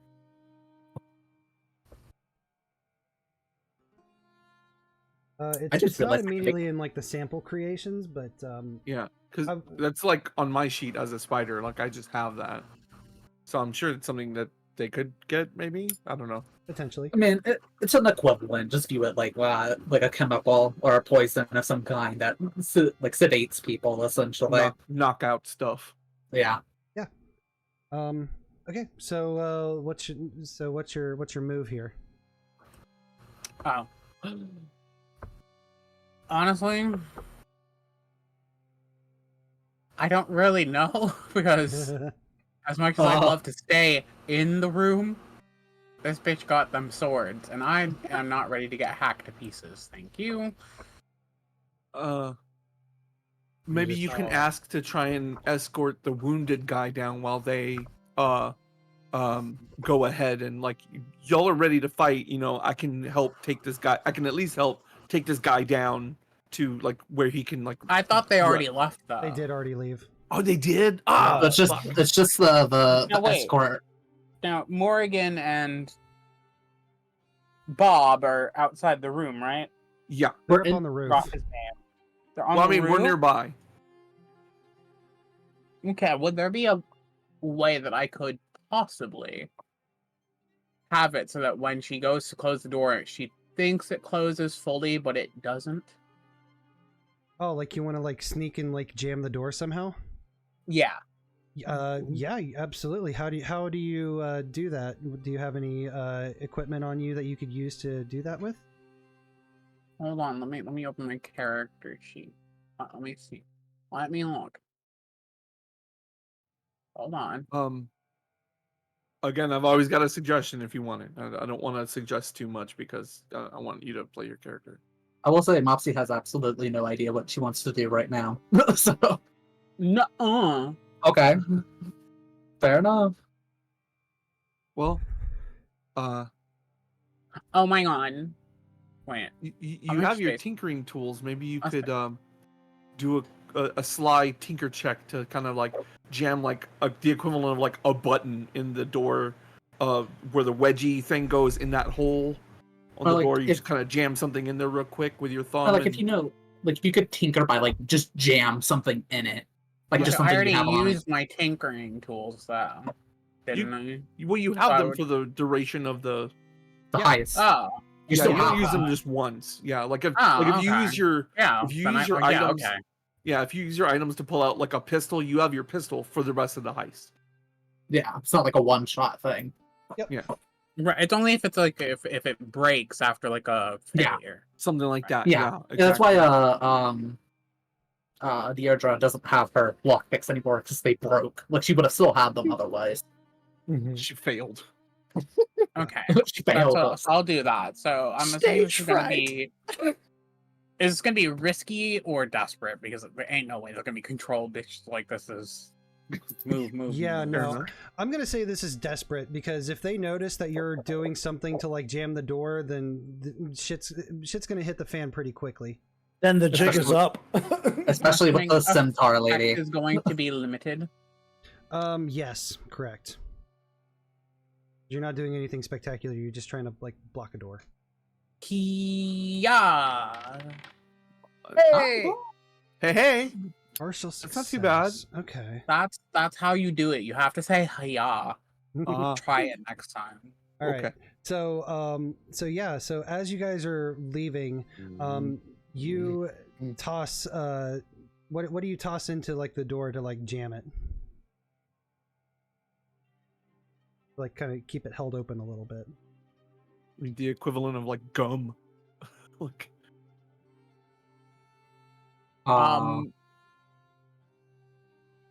You know what? Doc Holly don't care. Let's say she fucking takes a button, just rips a button off of her fucking blouse and just shoves it in there. Yeah. Just, No, she's that walking works. by. it These worked. It just doesn't do close walking right by, now. just Yeah. Yeah, we'll say that works. I'm gonna say that that it does work. But as you and Milena are leaving, your buddy goes to close the door behind you and notices that it won't shut. And while the two of you continue to walk away, that one guy is still there, like trying to figure out why the door isn't shutting. idiot. So he's trying to like quickly get that door shut back down. But you two are walking away away from the fire entrance door. You guys are walking towards another door that will take you down. Oh, like into the into the building proper. Is this when Doc Holly gives the signal? The caca. Just let the others know. You think that's what King sounds like? something. I don't know. So yeah, I don't know. I mean, yeah. So yeah, Holly, is there anything else that you want to do? No, I did all I needed to do. Yeah. Although I will point out that I did get a DM, I won't disclose from who, suggesting I push Milena down the stairs because it's 4 stories worth of stairs. I will not Remember, this do that. This isn't the fire escape. I was gonna say I am not. Yeah, doing it's that. different. It's different. I will not push you down the stairs. Whoever said that, that's genius. That's a side note. Oh gosh. Fucking genius. That's I smart. think Oh I my have an idea of gosh. who that was. Okay, so then It wasn't me. Holly will move away from you and move back to Morrigan and Faust. Okay. Okay. I'm gonna say we just start heading down the stairs to the 4th floor and just 4th start floor, heading yeah, that yeah. way. Like out of character, we there's smoke happening. People are moving. Like, we're hearing the a ruckus. doors jammed Yeah. open. It's as good as it's gonna get. Yeah. So you guys make your way down the stairs. You get to the door for the 4th floor. How do you guys go about opening it? Are you guys just gonna fling it open? You guys gonna peek through? What's up? So We there's peek no through. guards here on the 4th floor. Everyone's kind of left. Well, you haven't opened the door Can we yet. peek through? Yeah, peek through maybe. Can I? Would I have to roll survey for that? No, it'll be easy enough for you to just Okay. kind of crack the door open a little bit. And as you do so, you see one of the red sashes messing with the door, trying to figure out why it isn't closing. And you catch the glimpse of Holly and Milena disappearing through the door on the other side of the hallway. Okay, so they've been through. Maybe we rush him. I think this is a moment where we rush him, honestly. Okay. I'm trying to think of how to go about it, though, really quickly. So I have a quick question. What is an unusual, imply of an unusual weapon? Just something that's not like, I guess, standard for the setting of Duskvol. So, would you say say if you hover over it, it gives? I'll say if you hover over it, it gives some examples, like a length of chain, a razor-edged fan, steel-toed boots. I love that steel-toed boots are an option.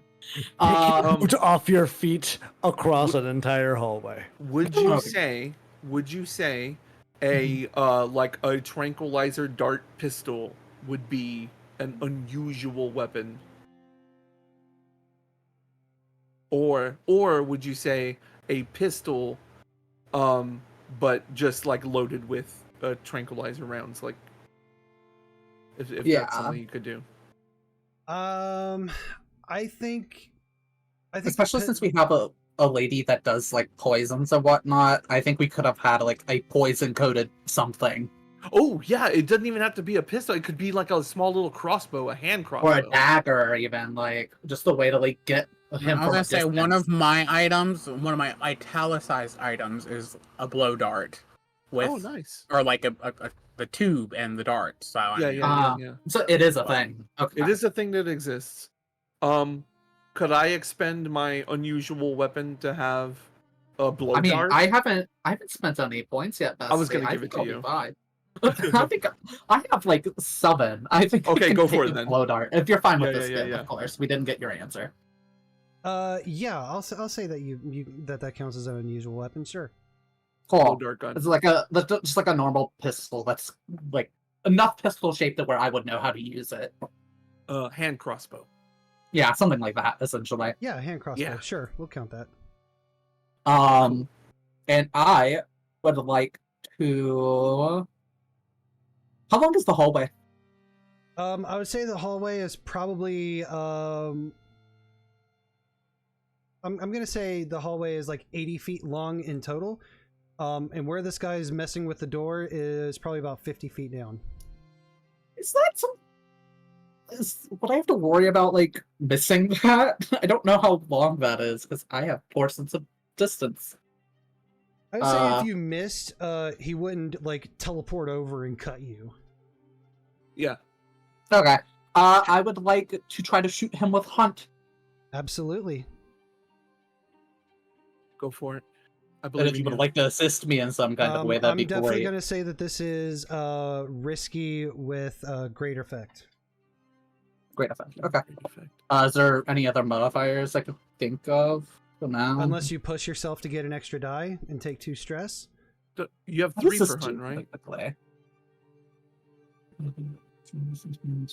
was looking at my sharpshooter passive as why. You can push yourself to do one of the following: make a ranged attack at an extreme distance beyond what's normal for the weapon, or unleash a barrage of rapid fire to suppress the enemy. You fan the hammer with the crossbow and just load this guy full of darts. I can do. Just you're I want him to go down. I would say with a normal pistol you could probably do that, but a crossbow is going to take a second to reload. Well, that's why it's supposed to be crazy. I don't think 50 feet is outside of the realm of possibility for a hand crossbow. Yeah, that's fair. But you can't push yourself to get an extra die on the roll. How much stress would I take? 2. 2? Yeah, I'll do that. Okay, so mark 2 stress and get an extra die. 1 extra die. Cool. Don't forget to say hi-ya. A little late, bestie. How much? So, how does the pushing yourself to do better work, or is that only with failures? What is it? Sorry. You know how if you fail, you can spend stress to make it. Is there an equivalent for that for partial successes, or? You could do it for partial successes if you want to resist whatever the complication would be. Do I have to hear you out first, or do I make that decision first? You can hear me out first, or you can just decide to do it. I want to hear you out first. Okay. So you absolutely hit him with whatever the tranquilizer dart is. but I'm gonna say that the complication is that it doesn't take immediate effect. Okay. I would like to. No, go ahead. I have to let you do Actually, that. let me look up the thing for resisting, and then once I do that, resistance rolls always succeed. You diminish or deflect the bad result, but the better your roll, the less stress it costs to reduce. Oh, so it would just cost less compared to what other one. Oh no, it's whatever you roll is the stress that you take away. Right. So that's so basically you what that do means. the resist, and you make the consequence go away, meaning it would take immediate effect instead. Since the consequence was, it's not going to take immediate effect. Yeah, when the PC suffers a consequence that you don't like, you can choose to resist it. Just tell the GM, no, I don't think so, I'm resisting that. It's always automatically effective. The GM will tell you if the consequence is reduced in severity or if you avoid it entirely. And then you make a resistance roll. So yeah, so if you don't like the fact that it's not taking immediate effect, you can resist, and we can do that. And resist costs stress, right? Correct. Yeah. So how much stress? So you're going to take 6 stress, but you're going to, whatever reduce your it. weakest attribute is, Yeah. which for you is going to be your resolve. Resolve, yeah. Oh,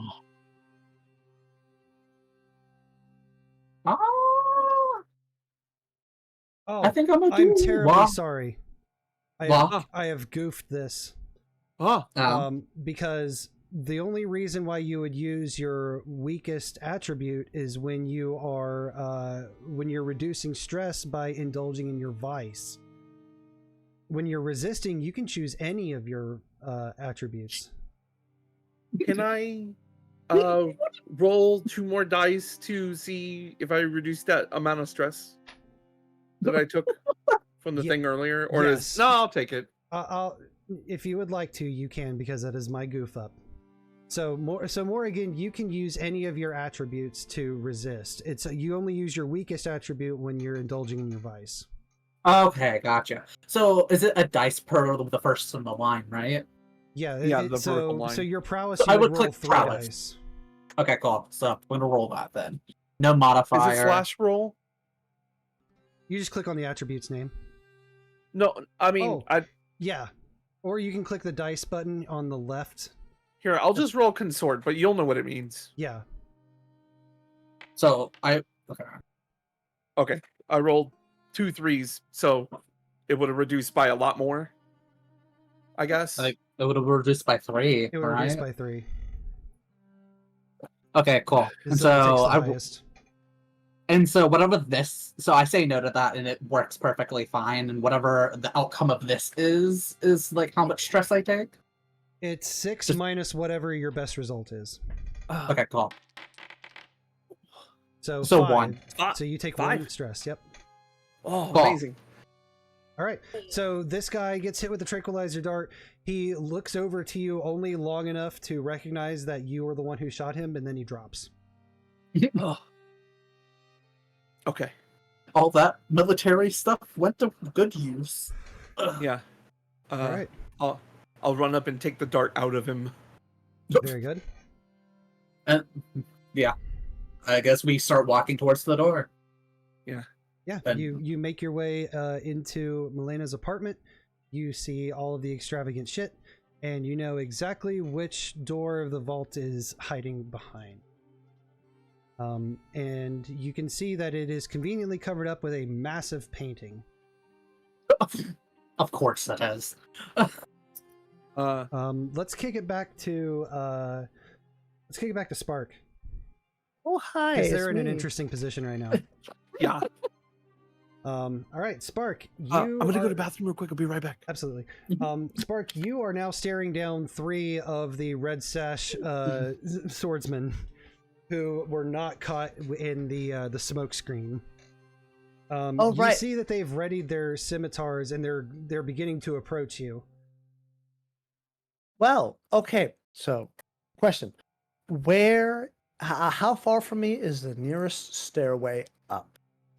I'm gonna say from where you came out, it's gonna be about 30 feet. Okay. And it's So the fire I could- escape that everybody else has been on. Perfect. So, if I were to stroll towards that and then drop a problem at the foot of the stairs, that would be well within my power. So, Problem. yeah, I am a walking problem. Thank you. Not both. Continue. All right. So she's going to see these guys coming. I was like, okay. If the stairs are 30 feet away from me, and they are they a little bit further? Would I be confident that I could just book it to the stairs? And I would say if you booked it to the stairs, you would still have plenty of time before they got to you. If you did like a casual, like little jaunty stroll, they would at least be outside of arm's reach or sword's reach, I guess in this case, away from you by the time you got to the stairs.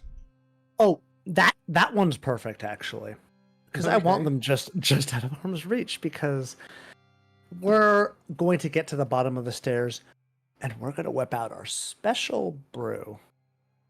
Your special brew? Our special recipe. Okay. And it's a nice little mixture of iron oxide, also known as rust, and aluminum. Oh, Yeah. fuck, it's thermite. Yeah. And we are going to drop a nicely pounded down chunk of thermite as we're walking.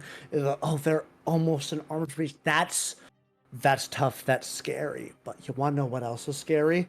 The amount of light and heat, several thousand degrees Fahrenheit, that this is about to produce as she lights a lighter on it and then chucks it over her shoulder at the bottom of the stairs and keeps walking. Okay. What action are you going to use to basically blast thermite behind you at these guys? The world's most dangerous sparkler. I mean, to my mind, this is either a tinker or a wreck, and I will leave it up to you to make that call. I think this is absolutely wreck. This is wreck. You're causing violence. What do you mean, tinker? You're blowing shit up, essentially. Yeah, that's essentially what you're doing. You're wrecking shit. Okay. So yeah, go ahead and give me wreck. I'm gonna say that this is a desperate action, because if you fuck this up, then you are either caught in the blast or they are able to catch you, and we'll find out what happens from there. So desperate, but it's definitely greater effect. Make sure you mark your thingy, by the way, anyone who has done desperate rolls. Yeah. I don't think I have. Mark the attribute above whatever you're rolling desperate for. Yep, and that would be that, and partial success. Okay, here's how this happens. You light the thermite, you toss it behind you, and when it hits the ground, it just goes up. You definitely catch the three guys, but your positioning on how you threw it didn't get you completely out of the, forgive the pun, line of fire. So I am going to say that you're going to take a level 2 harm burned. Oh no. okay. This is under trauma, right? Yeah. No. Does the fact that in general I wear wool, which is not prone to melting necessarily, help me at all here, or? I'm gonna say no. I mean, it is way hotter than anything's meant to handle. So that makes sense. So never mind the question. All right, what do I do? So on my click character sheet? the little drops next to your profile icon. And then right there where it says right there in the 2 spot, just put burned, or I can do it. I'm not exactly seeing where to do that. So on your character sheet. Okay, right under the inventory. Yep, I've put it in there for you. Okay, cool. Thank you. Okay, so basically what happens with your harm is, since you have a spot there, I think that it is, I can't remember if it's either you have to have them both filled out for the effect to take place, or if you just need one. Let me look into that real quick. Harm, character. The character suffers a penalty indicated at the end of the row if any or all harm recorded in that row applies to the situation at hand. Okay, so you are burned, so you would get a negative, you would take a die away from any roll. I'm going to say that has to do with maybe like if you're in like a social situation and you're trying to like play up something but you have like this massive burn on your like the side of your face or something, or on your arm. Yep. It's gonna kind of like hinder that a little bit. So we'll figure that out when we cross that bridge. But for something that you're trying to do, depending on what the situation is, that negative die could come into play. Awesome. Okay, and then we'll talk about healing when we get to like downtime stuff. Yeah. All right. So yeah, so you do succeed, but you do catch a little bit of that fire. All right. What do you do from here? So Deirdre's job was to cause problems downstairs. She is going to continue upstairs all the way to the roof and start getting the ropes down. Ready. Because escaping downstairs is literally no longer an option, and that was the plan. Fair enough, yeah. Fair enough. Okay, let's kick it back to Doc Holly. Holly, you're walking next to Milena, and she has entered into this different door that's not the fire escape, and she starts making her way down the third floor. And she's saying, it's like, you can leave. Actually, I would prefer if you leave. I don't need the spirit wardens here in case you die, and then I have to explain who you are and why you're here. So I am going to go and see what is going on with the lampblax. But you must absolutely leave, and I will make sure that you get to the door before you go. Is there anything you would like to do? At least she's a lady of honor. Fair enough. Person not to push her down the stairs. Oh, sorry. God, I wanted to do something to try and like incapacitate her, but the fucking building's on fire. So I kind of. I feel like the plan. Yeah, you were a very good distraction. You got her out of the room. You've played a really integral part to this. I still want to incapacitate her for some reason. I don't know. The voices are telling me. Literally, the voices are. Yeah, I get it, but I'm like, out of character. Well, you can do whatever you want, but I'm like, take the W. So what do you do? Where are they right now, by the way? Rush past her to get down the stairs faster than her because I smell the smoke. Okay. I think that's what I would do. This bitch empty. Yeet. Run. I'm out. All right, so he just brews easily, you know. So you want to run? Yeah, I'm gonna run. I'm gonna stay, and if she wants me to leave, I'm gonna leave. The building's on fire. Okay. Yeah. I'm staying. So, or like leave in a hurry. Like, what do you say to them, or do you say anything? Or? Yeah. You could try to stall a little bit more time, if anything. She can't stab you for saying something, hopefully. I ain't grabbed no shoes or nothing, Jesus. I ran for my life. Okay, no, that's fair. That's fair. That's very fair. You know what, Malaria? You've killed the most human beings in human history. So, I'm out of here. Wait. Thank you for the opportunity. One of my favorite comics.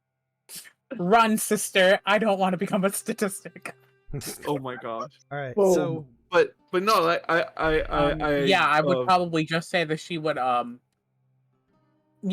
feel like they would smell the smoke, either or. I mean, now there's two fucking types of smoke, right? There's the one from before, the smoke bomb, and now there's the actual fire. Impending doom of flames engulfing the building. So I feel like, Doc Holly would say something like, "I'm way ahead of you," because she knows what's going on. She knows. Okay. So you're just gonna take off out of the building? Like, bye. Say less. So then we'll say that you just start booking it, and you run down the stairs that would lead you down into the training area. You see the smoke from one side, and then you see the fire over by the fire escape.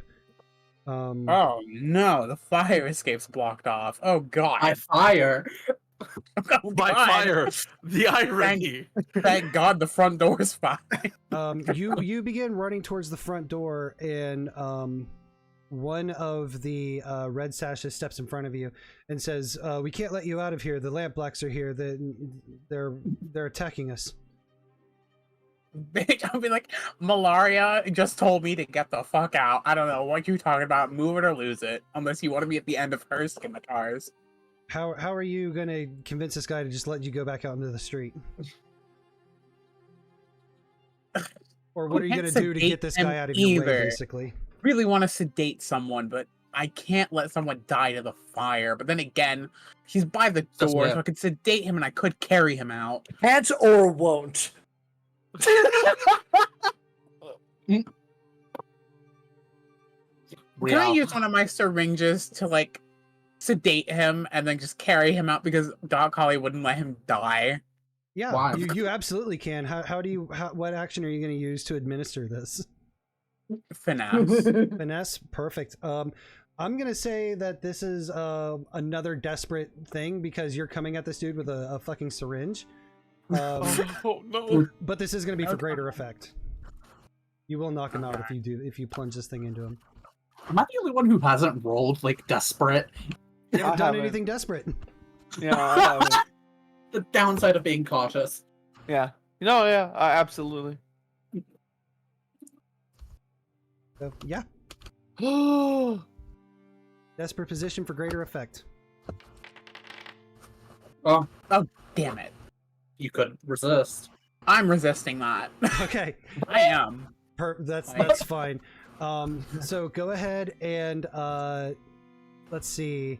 Which attribute are you gonna use this for? Do prowess, Mopsy. It's the one with the most dice for you. Prowess. All right. Roll prowess. Yes. Oh, I also forgot to mark this. Hold on. Oh, roll sorry. Oh, no modifiers, right? I just roll it? Yep, you just roll it. Hi. That's what it was. I forgot to say hiya. Hiya. Oh. Well, fuck. There. I got it. I mean, it's only 3 stress. We can work with that. So you're going to suffer 3 stress, but you go to hit him with this syringe, and he dodges it, and he goes, "What the hell are you doing?" And you have an opening to just run if you want to. Oh, I really wanted to sedate him, but fine, I'll run. Okay. You run out of the Sword Academy and onto the street. And you did kind of preface like, "Hey, she told me to leave, and you're telling me I can't go." And then you hold me. You kind of like threatened him, like, "Get out of my way!" I got my own tiny sword. Morrigan and Faust, back to you. Okay. We're trying to break a lock.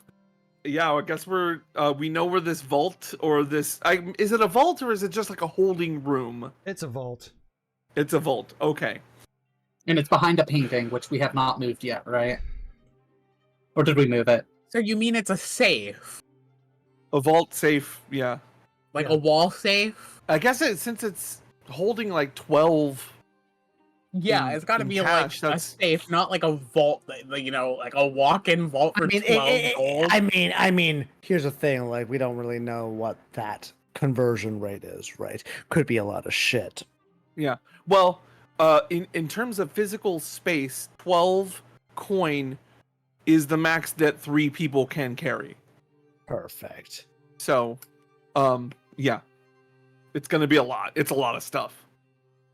Yeah. Are you telling me that we needed 3 people to carry this shit out?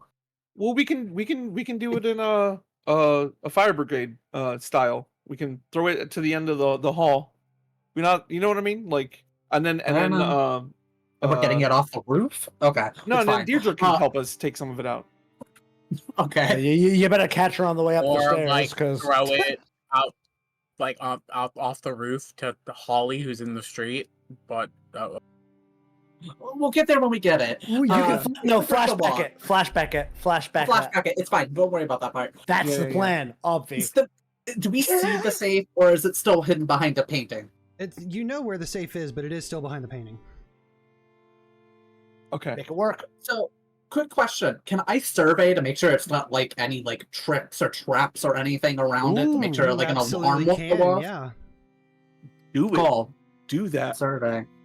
Modifier. No modifier. What's position and effect? I'm assuming desperate because I'm trying to do this fast. Yeah, desperate because you're trying to do it fast for standard effect. Okay, cool. Finally. There we go. Ooh-wee. All right. Yeah, you quickly see that this painting is hooked up to a mechanism that, and as you follow like this almost invisible line, like a fishing line, that goes from the top of the painting up to the ceiling and over, and you see a barely concealed blowgun that, or like some sort of like the barrel of something that is pointing at the painting, and that as you're looking at the painting and looking at the framing, you see that there's actually a switch that you would need to hit before you open the painting to not trip that trap. Nice. How far is it? Like where I could just press it? Yeah, it's right where you can just press it. Nice. Should I just press it? Guess so. Yeah. I press it. Yeah, you press it. You hear a switch flip, and now what? Okay, now we pull the painting aside. I'm assuming that was everything. That was like a trap, right? Yeah. Okay, then we pull the painting aside. Yeah, you pull the painting aside, and the mechanism doesn't go off, and you see the front of the safe. So, would I use what would we use to access this? What kind of safe is it? It's a traditional like combination lock style safe. Ooh. Okay. Could I use Valeris to get information and somehow I've got that code? Perhaps a document. I have a thing. Oh. If you want, I'm here to hear it. I'm hearing you out. I could use flashback and a study to have gotten that safe code. Just like have it. I mean, using your friends, like, like with Valeris being a spy, I figured she would be able to find a way to get that code somehow. Mm-hmm. I don't know. What are your thoughts on this skill? Like, what we're saying? Like, is that a thing I can do with Valeris? That's something you could do with Valeris. It's also something that Faust could do with a flashback. It's whoever wants to do it. I will say whoever does the flashback has to roll the thing. So it depends. What would we have to roll? What do you roll to get that information? I'm not allowed to tell you what to use. That's fair. Study maybe, or I have a little bit of a bad thing to say. I have no social skills. Yeah. At all. Yeah. I've got some consort. I could also do like maybe through consort, and we could have like social engineered the code. Let me see what survey does real quick. Survey, you could say something like, I look at the front of this vault, and I look at the markings of like someone's fingertips always going to the same code over and over again, and That's I'm able fair. to deduce through looking at it in observation what the code might be. That kind of thing. Okay. What's your study, Faust? My study is 2. Let's do yours. All right. So how do you feel about that, Gil? We Run could it. do Run it. run it. Okay. Yeah. Risky standard or? Yeah. Okay. Or should we flashback it? Or are we? I would say this is flashbacking definitely a flashback for sure. Okay, we're flashbacking To it. study Okay, so this kind of thing. we're getting good info on somebody who doesn't like this person. Is like, oh yeah, this is the pin or whatever. Yeah, for sure. Are you fucking kidding me? Oh shit! We should be pushing ourselves. Yeah. Fuck.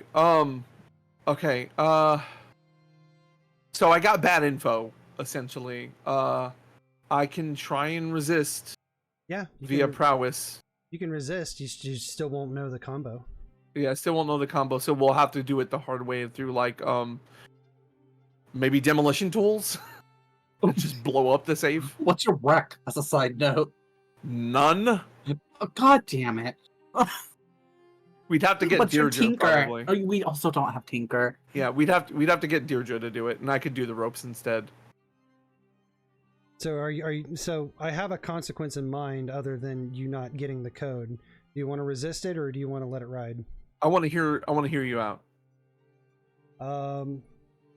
I'm gonna say that the person that you talked to, I'm gonna say the person that you talked to is a double agent. But then that would entail that they know that we're doing this and they know that it's us, and then they'll know that it's us. Yes. Which is very bad. I'd like to resist that if I All right. could. Yeah. What attribute are you using? Prowess. Go for it. There's a success. Zero stress. Zero stress. Good. All right. Fuck yeah. Whew. Too blessed So- to be stressed, Asher. Fuck. So it was basically someone goes, yeah, I think I know what it is. It's probably this. It's her birthday. And then I was like, oh, that's the best info I have. And I tried the birthday. And I'm like, fuck, no, the guy was stupid. He doesn't know anything. All right. What's the plan now? Oh.